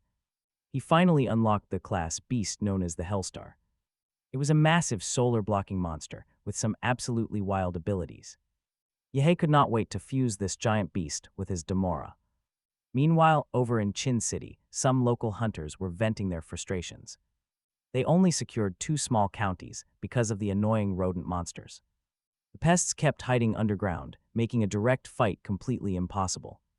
Things got worse when alerts showed 2 other cities were already cleared. The squad leader was furious, arguing that underground hunting was a nightmare. Finding the boss in those narrow tunnels seemed like a suicidal task. But Yehei was planning a silent solo raid right under their noses. He needed to find the 3 missing leaders who vanished after the betrayal. That traitor Fu Hongsheng had compromised their entire defense line. Yehei knew he was the only one strong enough to stop Hongsheng. But to do that, he had to gain massive levels, starting here. Jin City was the perfect hunting ground to kick off his next evolution. These hazy, shifting shapes kept blocking him from pinpointing the monster lord, but still. The warrior had one last trick ready and unleashed a tracking spell to find his mark. This skill flooded the sewers, summoning tentacles that could easily devour those rodent monsters. With his entire army wiped out, the Rat Lord finally showed his face, spitting words of absolute rage. Furious that humanity only sent one lone fighter to challenge him, promising a brutal slaughter, facing the creature's desperate threats Yehai just raised. His hand to summon a massive vortex, a technique he called divine punishment. The Rat Lord tried to run, but Yehai was not about to let him escape. Binding him tight with tendrils of pure energy, then the heavy strike crashed down, completely vaporizing the monster, but as a true boss, his glowing core remained intact. When Yehai stepped forward to grab it, the core shattered into dozens of tiny rats that scattered in all directions. Seeing this frantic escape, our hero called upon Zaza, who instantly froze time for the fleeing pests. This allowed Yehai to spot the hidden core inside the real one and keep the chase alive. The remaining rats quickly swarmed together, merging into a grotesque embryo that pulled everything else inside. Reborn and absolutely terrified of Yehai, the beast fled directly toward the domain of sin. Reaching the destination, it leaped straight into the portal to escape back to its homeland. Suddenly, a massive purple light filled the sky, prompting local fighters to rush over and investigate. But when they arrived on scene, they found absolutely nothing left of the rat plague, leaving them wondering who had unleashed such insane power. The citizens felt hopeful since 4 key cities were already saved, just one single week still.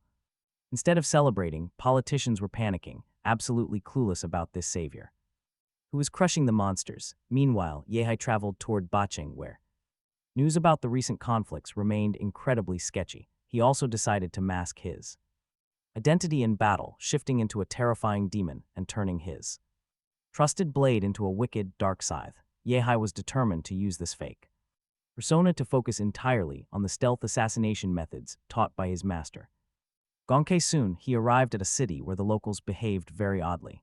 Ye figured out the area boss was casting massive illusions, which explained why no one seemed worried about the bloody war nearby.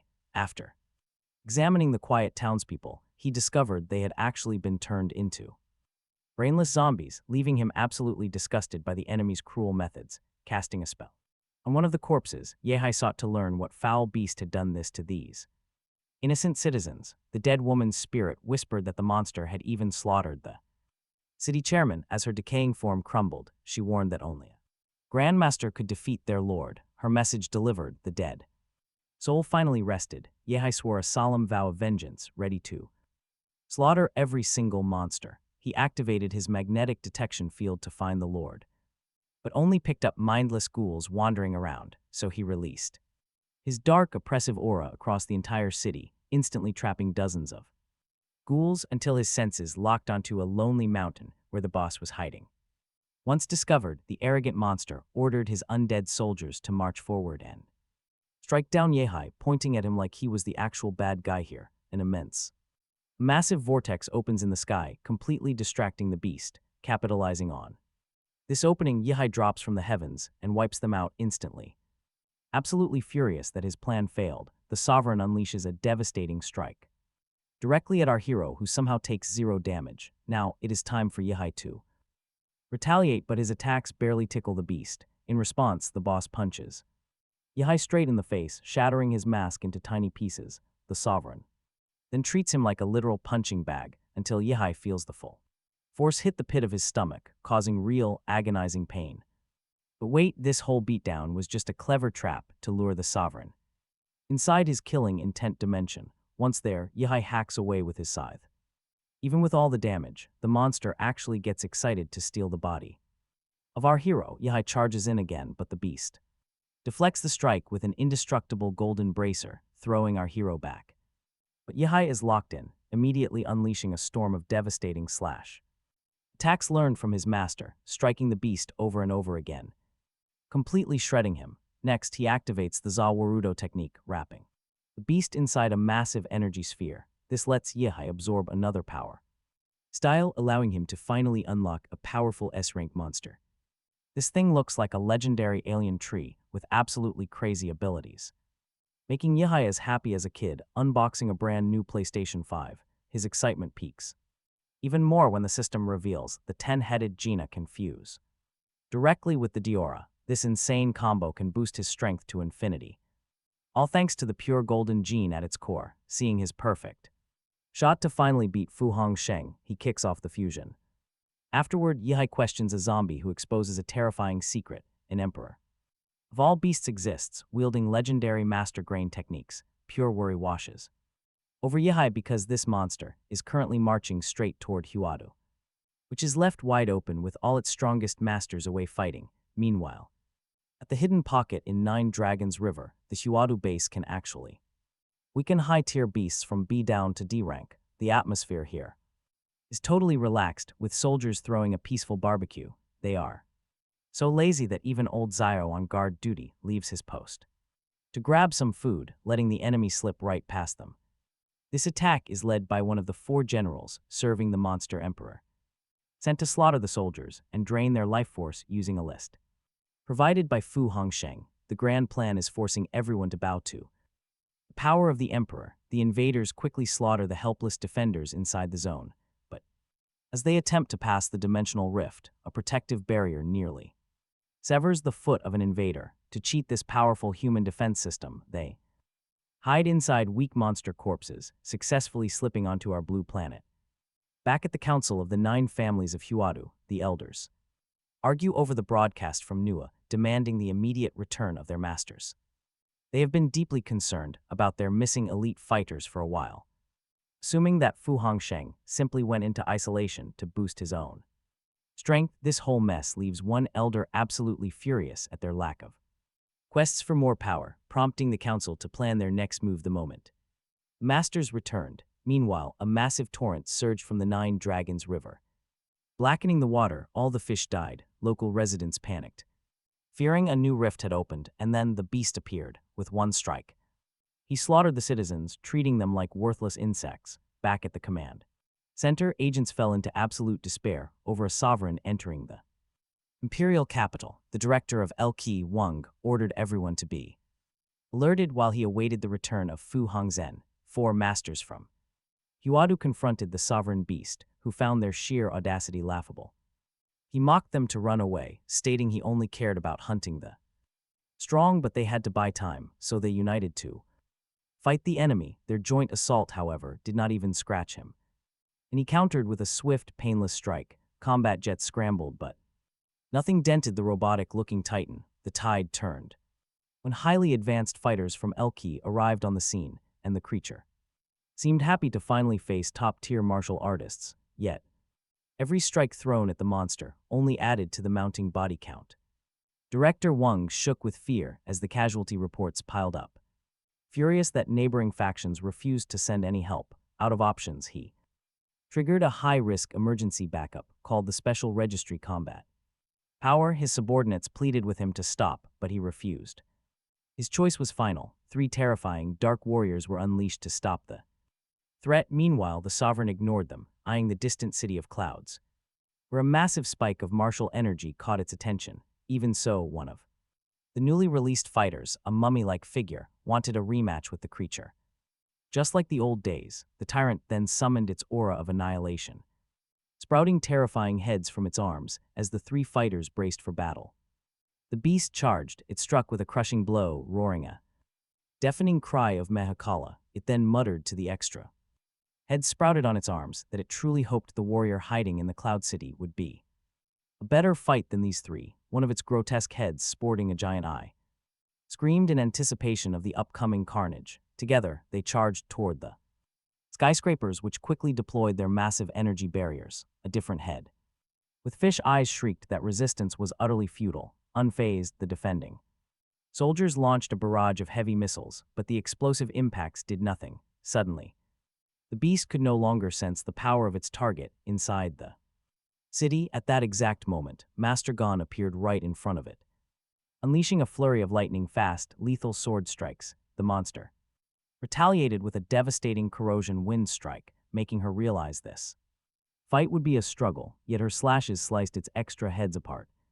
Proving she was a worthy foe, Gon gladly accepted the challenge and immediately pressed the attack, dragging the sovereign straight into her personal dimension of pure murderous intent, even within this domain. The beast tried to crush her, but she easily slipped behind the monster. In a flash, her bloodrending slash drew dark blood. The master watches quietly as bubbles begin to completely engulf the sovereign. Her red strike lines act like a shredder, tearing the beast to pieces. She shreds him so fast that his cells cannot even begin to regenerate. Even battered, the creature recognizes her strength. Suddenly, a heavy pressure hits it. It looks down, realizing that several mindless zombies are crawling all over it. But as an evolved beast, it quickly senses that this is only an illusion. Gong refuses to wait, and the healing monster is already charging back. As it readies a massive Mahakala strike, the master remains completely unfazed. She casually pulls out her phone to record the action for Yehei. Then she unleashes her ultimate guillotine of millions strike upon the enemy.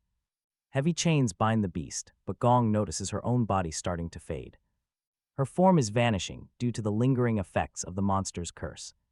But her massive blade falls first, dragging her back to reality just in time. The monster heals itself once more, realizing this opponent is exceptionally dangerous. She is proving way more difficult to defeat than Fu Hongshang ever was. Suddenly, the creature initiates yet another bizarre and grotesque transformation.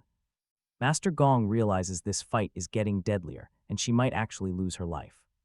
She briefly tries to stay positive by imagining all the posthumous medals she would get. But staring down his giant blade, she decides she still has way too much to live for. She charges with everything she has left until she senses a brand new aura nearby. A powerful warrior has arrived, ready to completely flip the script on this fight. Meanwhile, at the Longe headquarters, tension peaks as everyone watches Huadu. A massive, chaotic vortex has completely swallowed up the Cloud City. Inside, a mysterious masked man stands calmly right before the giant sovereign. The sovereign demands his name, but the challenger simply replies that he is a monster. This response leaves both the Eye of Tandara and Master Gong deeply intrigued.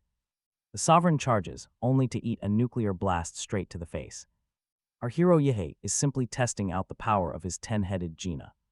Surprisingly, the sovereign enjoys the challenge and dives straight back into battle. But with his Gina eyes active, Yehei sees every movement in ultra-slow motion. Determined to push his new S-rank abilities to the absolute limit, Yehei quickly manifests several highly refined cell clones to surround the beast. Each clone possesses the exact same destructive power as the original body. The boss is utterly terrified as he suddenly loses all ability to move. Thanks to the activation of Zawarudo, Yehei seizes his perfect opening. He launches a devastating barrage of nuclear strikes right at his target. The resulting explosion is so blindingly bright, it looks like a second sun. Eventually, the searing heat fades and the clones dissolve back into nothingness. The director of Longe watches in sheer awe of Yehei's absurd power. Yehei even respects the beast for surviving such a massive nuclear blast. The sovereign tries to put himself back together using his demonic sphere. But Yehei finds this self-healing trick way too bold and grabs the beast by its ear. He drags him completely out of Huadu, promising to show him how a third sun is made. Awestruck by his overwhelming power, the sovereign makes him an offer. He invites Yehei to discard his humanity and serve under the emperor instead. Being fifth in the imperial hierarchy was pretty impressive, but for Yehei, having to wait that long to reach the top 5 was completely outrageous. He slammed the beast straight into the mountains, proving he had cast aside his humanity long ago.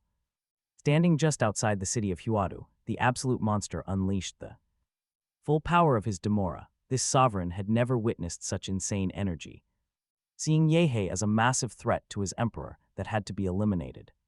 He refused to give up. The two forces collided, and the sovereign landed hard, keeping his balance, but his foot stepped right into something slimy. Yehe explained that it was a special sap, born from the union of Gina and his domain. The sticky substance quickly enveloped the sovereign's body, absorbing him completely until he became part of Yehe, bound to his will. The submission was total, like a dog wagging its tail to fetch a toy. Meanwhile, inside Long, rumors were spreading about mysterious masked figure hunting down sovereigns in this brutal war. Director Wang wondered if this masked man wanted to save the world, but his assistant pointed out that according to Nua, he only cared about one thing. He wanted to crush every single sovereign. Soon after, Gon video called the director to reveal that this mysterious hunter belonged to a terrifying organization called Monstro, operating under the code name Demonic Eye. That shocking revelation was enough to make the bald director did not have stand on end. While Director Wang tried to figure out what this group actually wanted, glowing object materialized directly over Huadu. Experts quickly identified the massive presence as the sovereign Ashura, though its aura felt totally warped. Then they spotted Ye standing right on the colossal monster's shoulder. This sight absolutely terrified Director Wang, speechless, especially since he now had to trust some unknown group to save the planet. Meanwhile, news of the brutal assault on Huadu spread fast, and the Student Council president confirmed that several high-level warriors had already been wiped out, proving the entire world was now in grave danger. Far away on Liulai Island, the head of the Kai clan anxiously awaited a landing aircraft.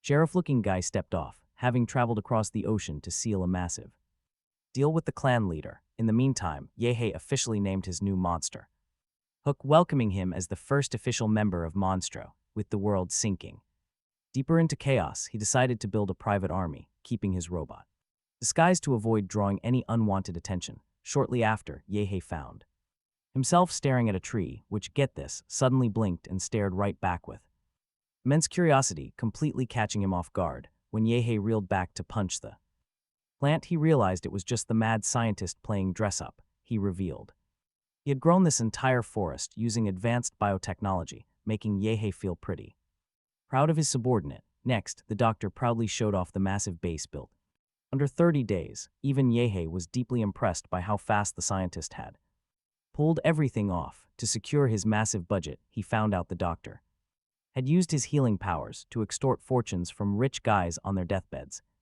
along with turning influential figures into loyal vampires to serve their monster faction. Yehe gave the brilliant scientist full permission to keep using these shady methods, on one condition: no using brutal torture methods like those of Laser Bird.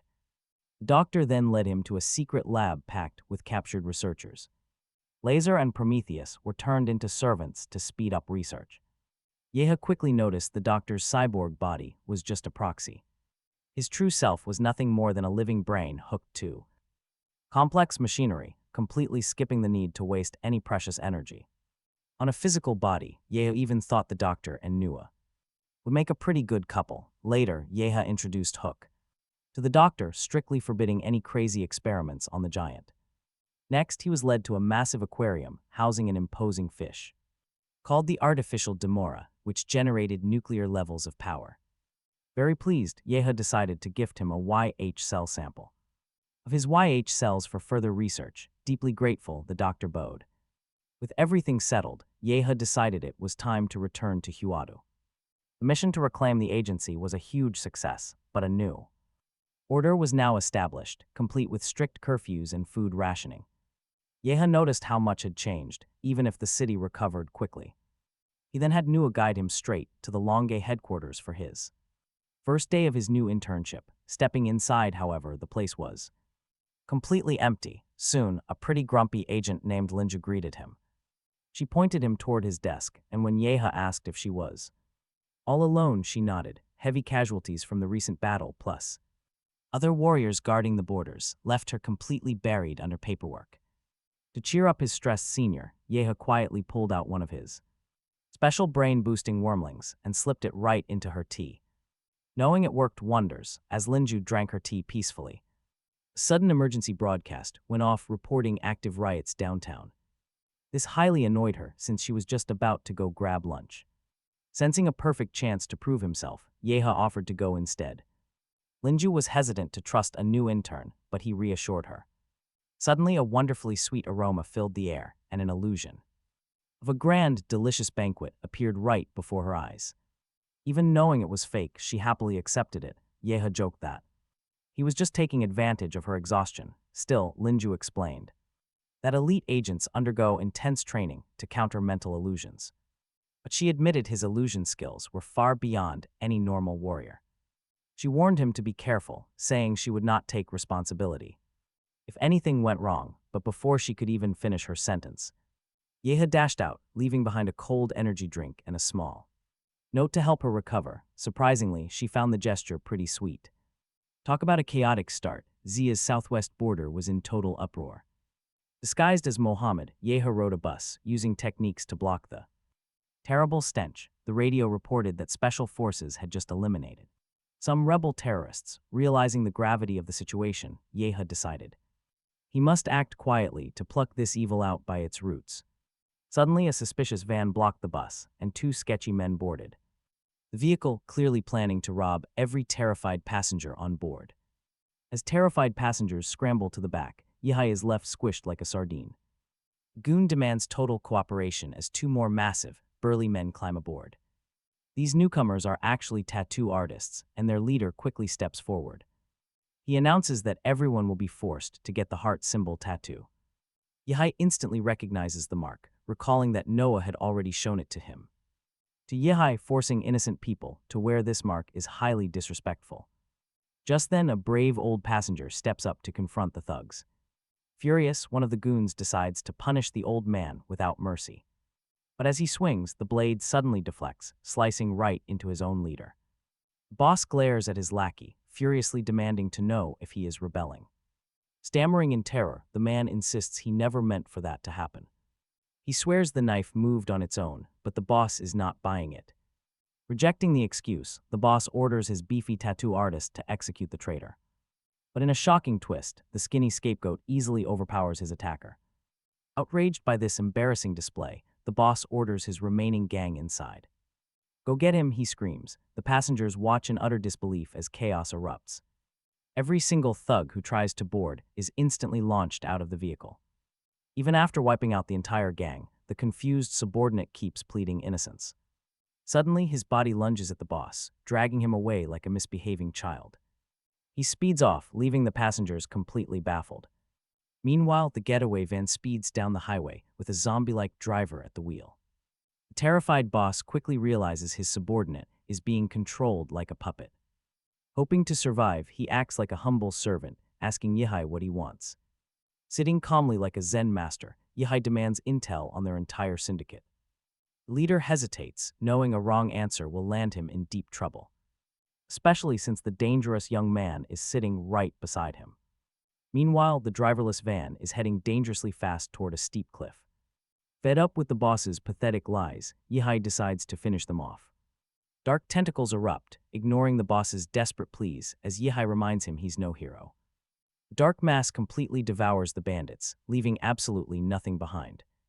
Once they are gone, Yeha uses his powers to rebuild the rusty van into a supercar. The ride is fully equipped with his advanced AI system, Nua. He might not be Batman, but he basically just built his own Batmobile. He commands the AI to head toward Chen City and forge a new identity. Specifically, a flashy and incredibly wealthy playboy. The car immediately speeds off. Meanwhile, over at the headquarters of the Arrowed Heart Gang, trouble is brewing. High-ranking members of the Bloodthorns are plotting to stir up massive societal chaos. However, they must tread carefully since the powerful Lonky group has tight security. But a cunning woman in their ranks believes this is the ultimate opportunity to strike. She explains that young Master Yi, a flashy billionaire heir, is highly influential. They can easily exploit his massive fortune to fund their plans. But another skeptic in the group worries that this playboy is a trap. The woman insists they must take the gamble anyway to gain real power. Intrigued by the gamble, their leader decides they will visit Chen City. They want to meet this famous playboy, but Yihai is already one step ahead.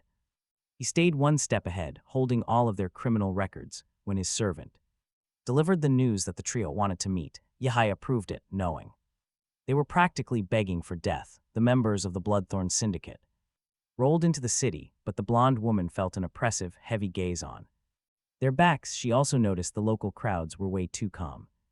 Suddenly, the driver slammed on the brakes, and the group scrambled to retreat. Meanwhile, the local citizens, who were actually zombies, watched their food escape. The blonde panicked, telling her partners about a premonition of their brutal deaths. The men got furious that she had kept this crucial detail a secret, yelling that they never would have set foot here if they had known.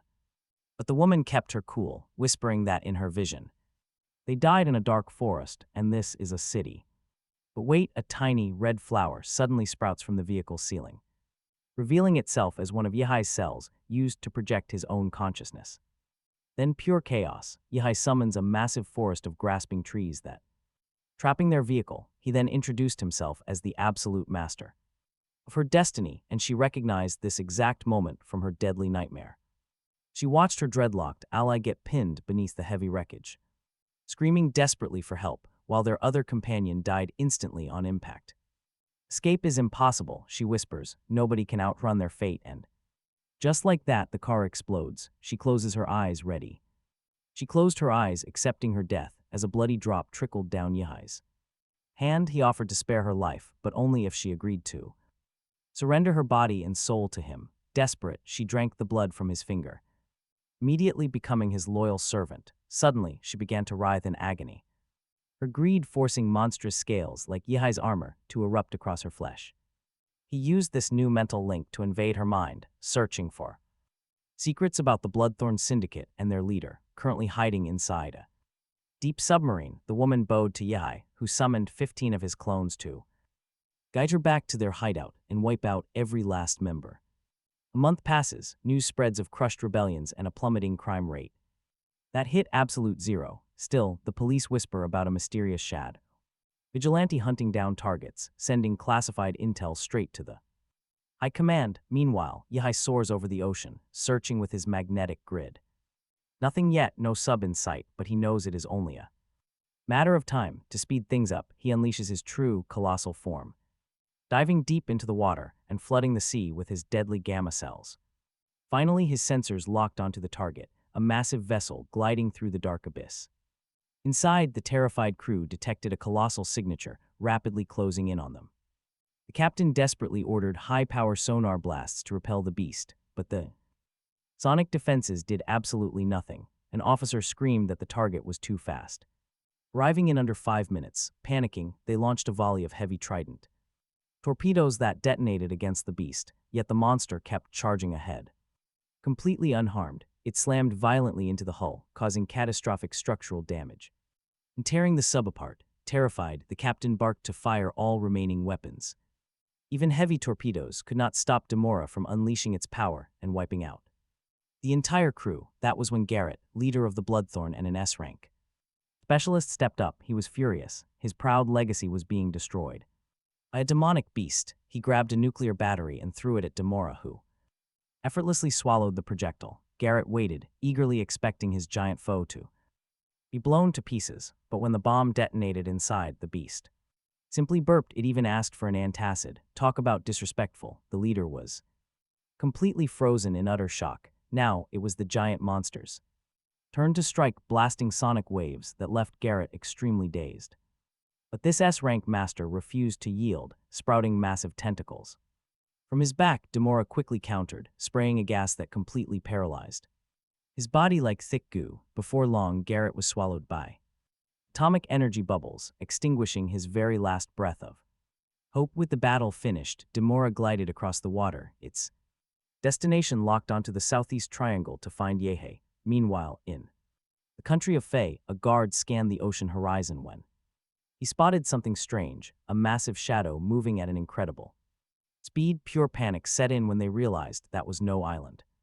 It was a giant sea beast. Another patrol boat rushed to help, but Demora fired a cosmic nuclear attack, vaporizing the ship instantly and triggering a massive wave that crashed over the command tower, over at Fae's Military headquarters, alarms blared loudly, warning of a sovereign-class threat.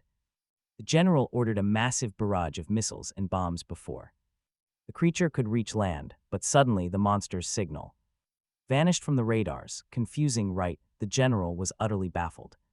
Slipping past their traps, Demora was set on crushing the military and unleashed its wrath on the fleet, blowing every single ship to pieces. The commander of a battleship watched the monster close in, right before his own vessel began to sink. Within minutes, the entire fleet lay in ruins. Demora's devastating attack on Fae and the nearby nations was now official. When the beast reached Nidonia, the country's strongest champion stepped up to defend his home, but he too was crushed. The monster then marched onward toward Mayan and Nan. In the chaos, the local president, looking more like a mafia boss, fled in his plane to escape, but a tiny piece of Yehe was still clinging to the aircraft's window. This fragment of Yehe, calling itself Supreme Leader Y, slipped through the cabin seams, terrifying the crew. An agent tried to smash it with a super punch, only for Yehe's tentacles to pierce straight through his chest. Then Gina's arms impaled every other man on board, leaving absolute silence behind. Meanwhile, in the nation of Nan, the giant beast Demora was causing absolute destruction everywhere, crushing everything in its path. Yeha saw itself as a living legend for creating this brutal massacre. From afar, Pavidu, a Western warlock known as the Ice Demon King, watched the devastation. He loved freezing trophies from defeated monsters, and Demora was his next target. For Pavel, this collection was a matter of honor. The warlock had to capture the beast and bring it to the center of Zaya for a massive reward. Legend said that every now and then a sinister witch was born in the West. In ancient times, she was supposedly responsible for the fall of Atlantis, the volcanic eruption that wiped out Pompeii, and the plague decimating half the continent. Because of this, the Knights of the Holy Faith started a massive witch hunt. In the 21st century, however, she had not appeared, but there was a hidden reason. She was actually Pavel's conjoined twin sister, living completely hidden beneath his robes. Demora noticed there was still one survivor, the warlock Pavel, flying right in. He unleashed a torrent of ice power, while the monster fired nuclear fury. But Pavel created a massive ice mirror to block. The heavy energy sphere crashed straight into its own reflection, triggering a violent explosion. Yehai watched closely. The warlock had Western features. Intrigued by his magic, Yehai launched more attacks. But Pavel vanished instantly, slipping behind the giant beast. He conjured sharp stalactites to strike Demora from behind. The impact did nothing. The beast retaliated with absolute fury, but the agile warlock managed to escape. He avoided the strike by teleporting. Yehai found it quite strange that Pavel kept fleeing. But he quickly realized the warlock was luring him into a trap, so he played along. Yehai pretended to fall for the scheme, but once they reached the ruins of Zaya, Pavel grew suspicious himself when he noticed the giant monster was slowing down. He fired a heavy barrage of ice arrows at Demora, which did not even flinch. The creature did not move a single muscle, making Pavel think it was vulnerable. He figured the beast had entered some kind of deep hibernation to recover its power. Believing Demora was completely helpless, Pavel stepped closer to claim his ultimate trophy. Right then, Yehai unleashed his absolute power, but missed as the warlock teleported. Pavel escaped just in time, but Yehai immediately launched a second attack. This time, the blow struck true, proving the beast had only been faking its weakness.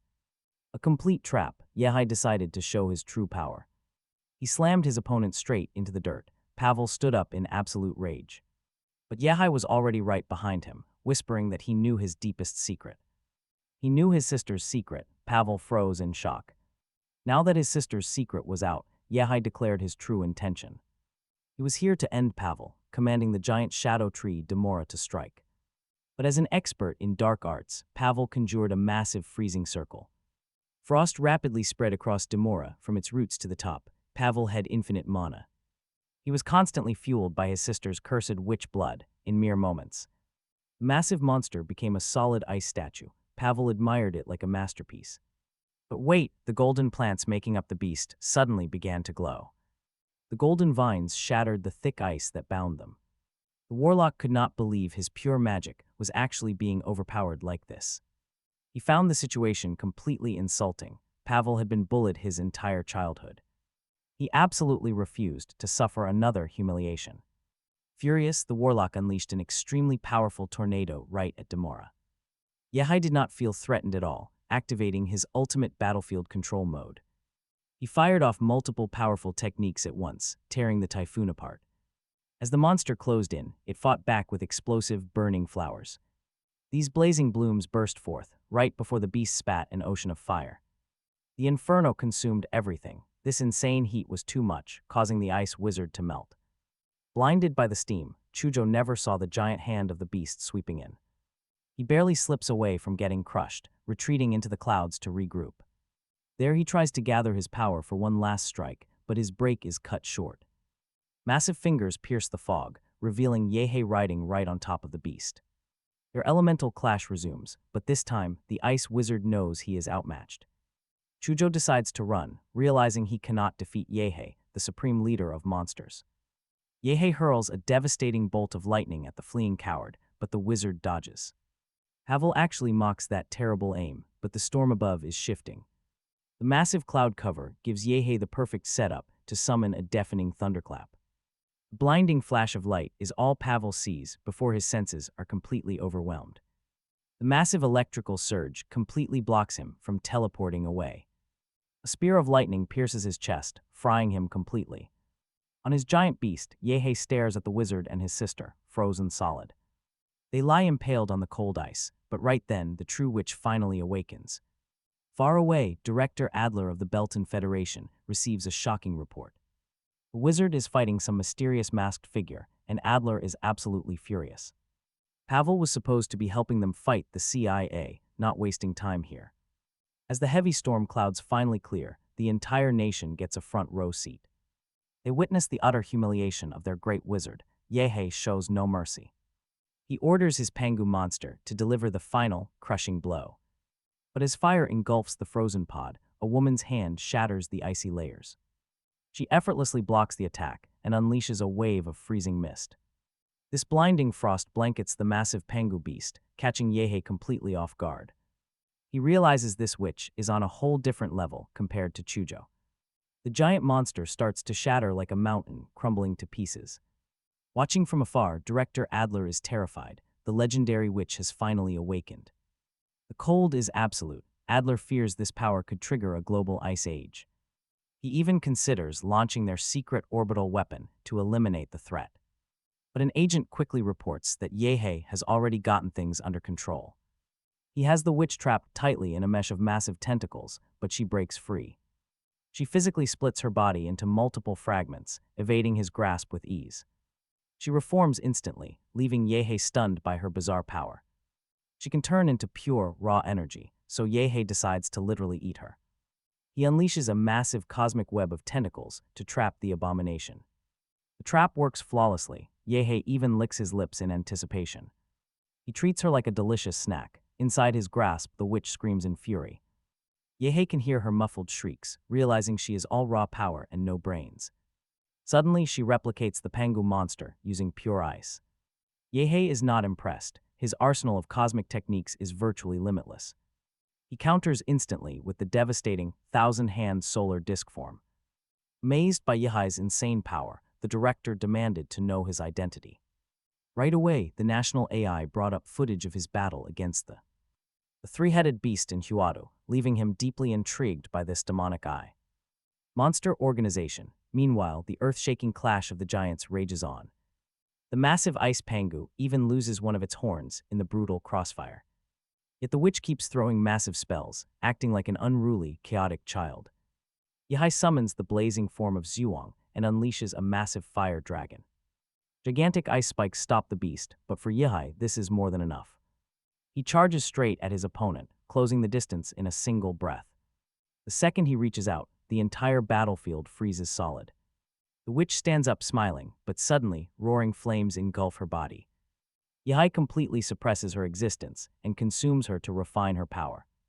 He crushes the spy satellites monitoring the zone, ensuring complete secrecy. The entire southeastern region of Korea is now officially pacified. Yehei activates his cloud-stirring technique to hide away for the final integration. Meanwhile, over at Longay headquarters, the director receives some major news. Reports flood in about a massive rebellion brewing in the south. Alliance countries are pushing back hard against the CIA forces. But the director is far more focused on securing Demora's direct support. Still, the sudden rise of this monster organization keeps him on edge. The fall of the 21st century, which points to an unpredictable future. As for Yihai, capturing the witch earns him a legendary item. He prepares to head back home while looking over the devastated landscape. The enemy forces have been completely wiped out from the map. He tells himself this brutal purge was absolutely necessary for the greater good of Southeast Asia. He is now the world's ultimate guardian and its most ruthless tyrant. Yihai carries the heavy blood debt of thousands of lives lost. Now his sights are set on crushing the elite 9 families of Huadu. It is time to send those ancient, greedy mummies straight to their graves. With the region finally secured, normal life slowly returns to the cities. Students are back in class, but they can only talk about one thing. Everyone is gossiping about the legendary masked man and his formidable ally, Demora. Pictures of Yihai's terrifying summoned beasts are even going viral online. People are collecting them like trading cards. Little do they know he is nearby. As they wonder if the hero is walking among them, Yihai steps inside. He casually walks into the Dragon's Blood headquarters, greeting the shocked students. They can barely believe their eyes, but Yihai has bigger plans today. He must completely dismantle the 9 families of Huadu and find his old friend. His target is Chujo, who is currently meditating to refine his inner energy. Suddenly, Wang enters the quiet training room to announce a very important visitor. Chujo smiles, hoping it is Yihai, but Wang clarifies it is someone else. It is another major figure, Chu Fangkai, the firstborn heir.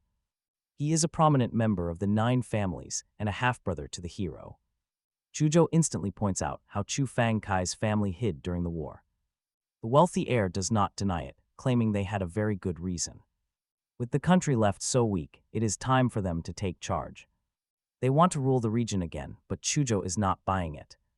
He is done listening to this nonsense, yet Chu Funky still extends his hand. He offers the boy an alliance, but Chujo shoots him down without hesitation. He declares his lineage is not Huadu, forcing Chu Funky to pull back. He actually expected this reaction, but still hypes up the legend of Dragon Blood. He asks if Chujo wants to take over as the school association president. Running the entire Huadu student body, hearing this, the boy freezes up. After a tense silence, Chujo walks away, completely ignoring the annoying rich kid. The playboy keeps nagging, but Chujo knows he stands no chance in hell. Not even in his wildest dreams could he beat Yihai, the actual president. Insulted by the rejection, Chu Funky unleashes a wave of sheer, terrifying power. His family needs Huadu backing, and this massive force hits with shocking intensity.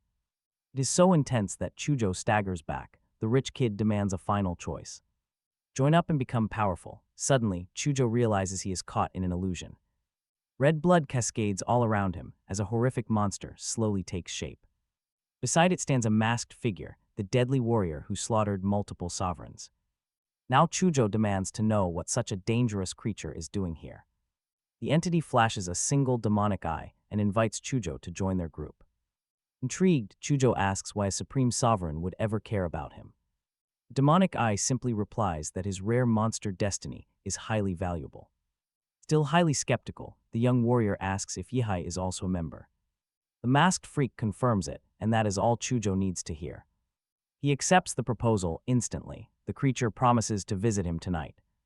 To seal the deal, the sovereign decides to help Chujo out of this current jam. He shoots a laser into Chujo, instantly supercharging his combat and martial IQ. Back in reality, Chu Funky senses Chujo's bloodline evolving, but stays completely unfazed. He powers up his own martial level as they both charge forward at once. Even mid-clash, the rich boy keeps begging Chujo to join him, but it is useless. Chujo snaps back. He refuses to side with cowards who abandon their city. Right then, Wang throws the door open to find Yihai standing there, watching. Chu Funky just laughs, boasting he could crush the entire student council alone. But in a flash, Yihai completely silences him with a single move. He grabs him by the throat. Chu Funky flares his energy to break free. He struggles desperately against the tight grip, but Yihai is like a brick wall. The proud heir of the Chu family can only stare in sheer disbelief. Yihai whispers that it is his turn to strike now. Wang is panicking. Their guest is a major VIP, but Yihai does not care and chucks him. right through the glass window. Meanwhile, Chujo realizes he can finally become a monster. Suddenly, all the heavy tension vanishes, and the room completely lightens up. The two friends happily hug it out and head outside to catch up, leaving poor Wang totally clueless on how to explain this to the family. As they walk, Yehai explains his weird split personalities to his friend. But Chujo is far more interested in his secret connection to the monsters. Yehai explains that the demonic eye recruited him right after the Lynch County incident. He conveniently leaves out the part where he actually saved everyone's lives. Instead, he lies, claiming he just got lucky and grew stronger over time. With some extra muscle and help from the Shadow organization, Chujo wanted to know how.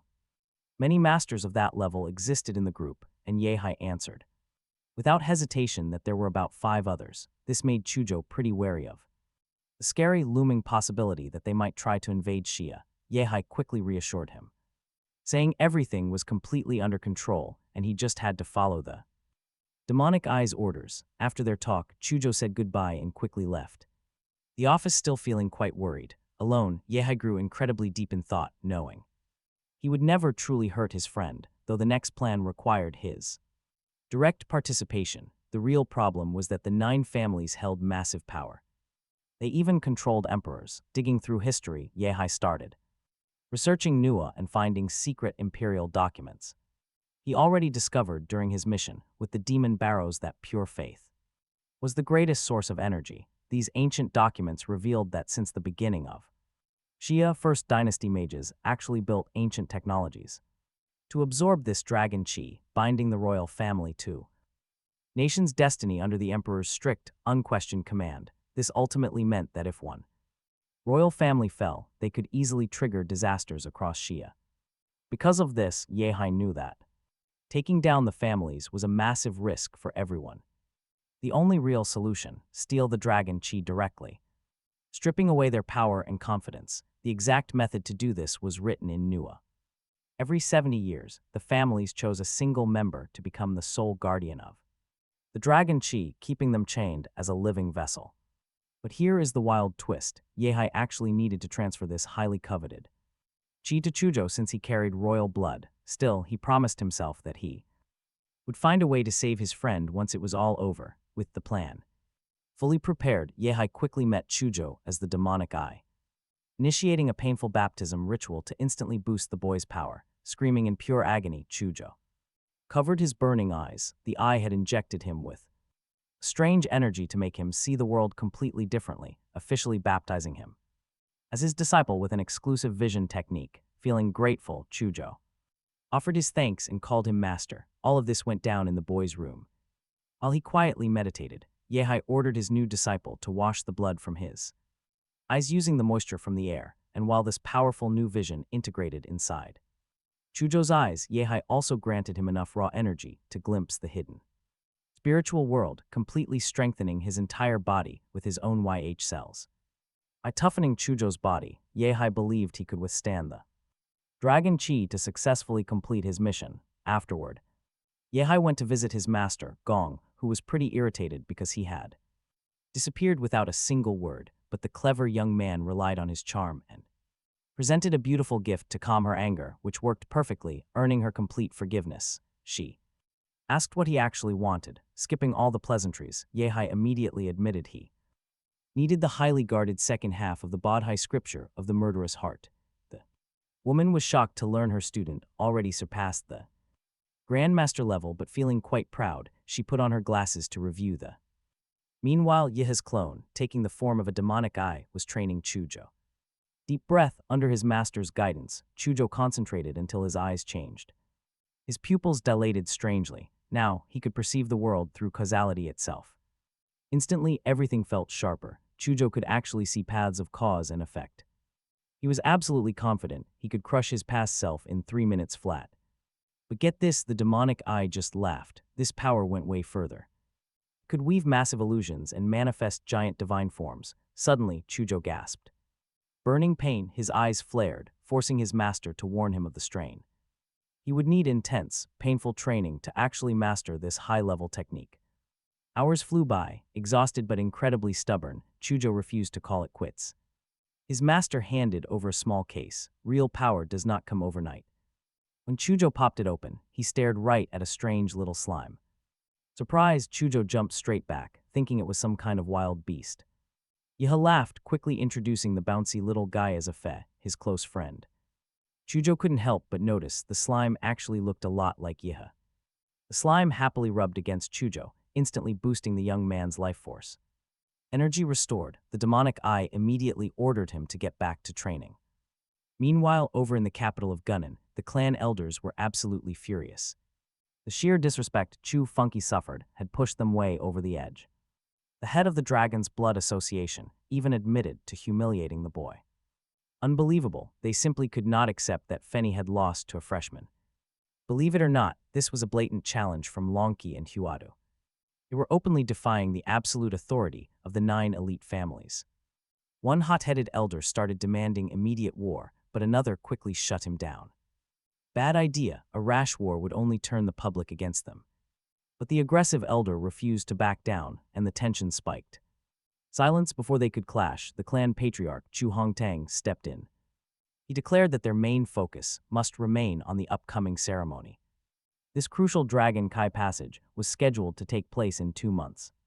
The red-bearded elder was left seething, silently vowing to destroy the others. Outside the massive city walls, Afe was feeling incredibly frustrated. Only those with noble blood could enter, and Yeha was mentally scolding him.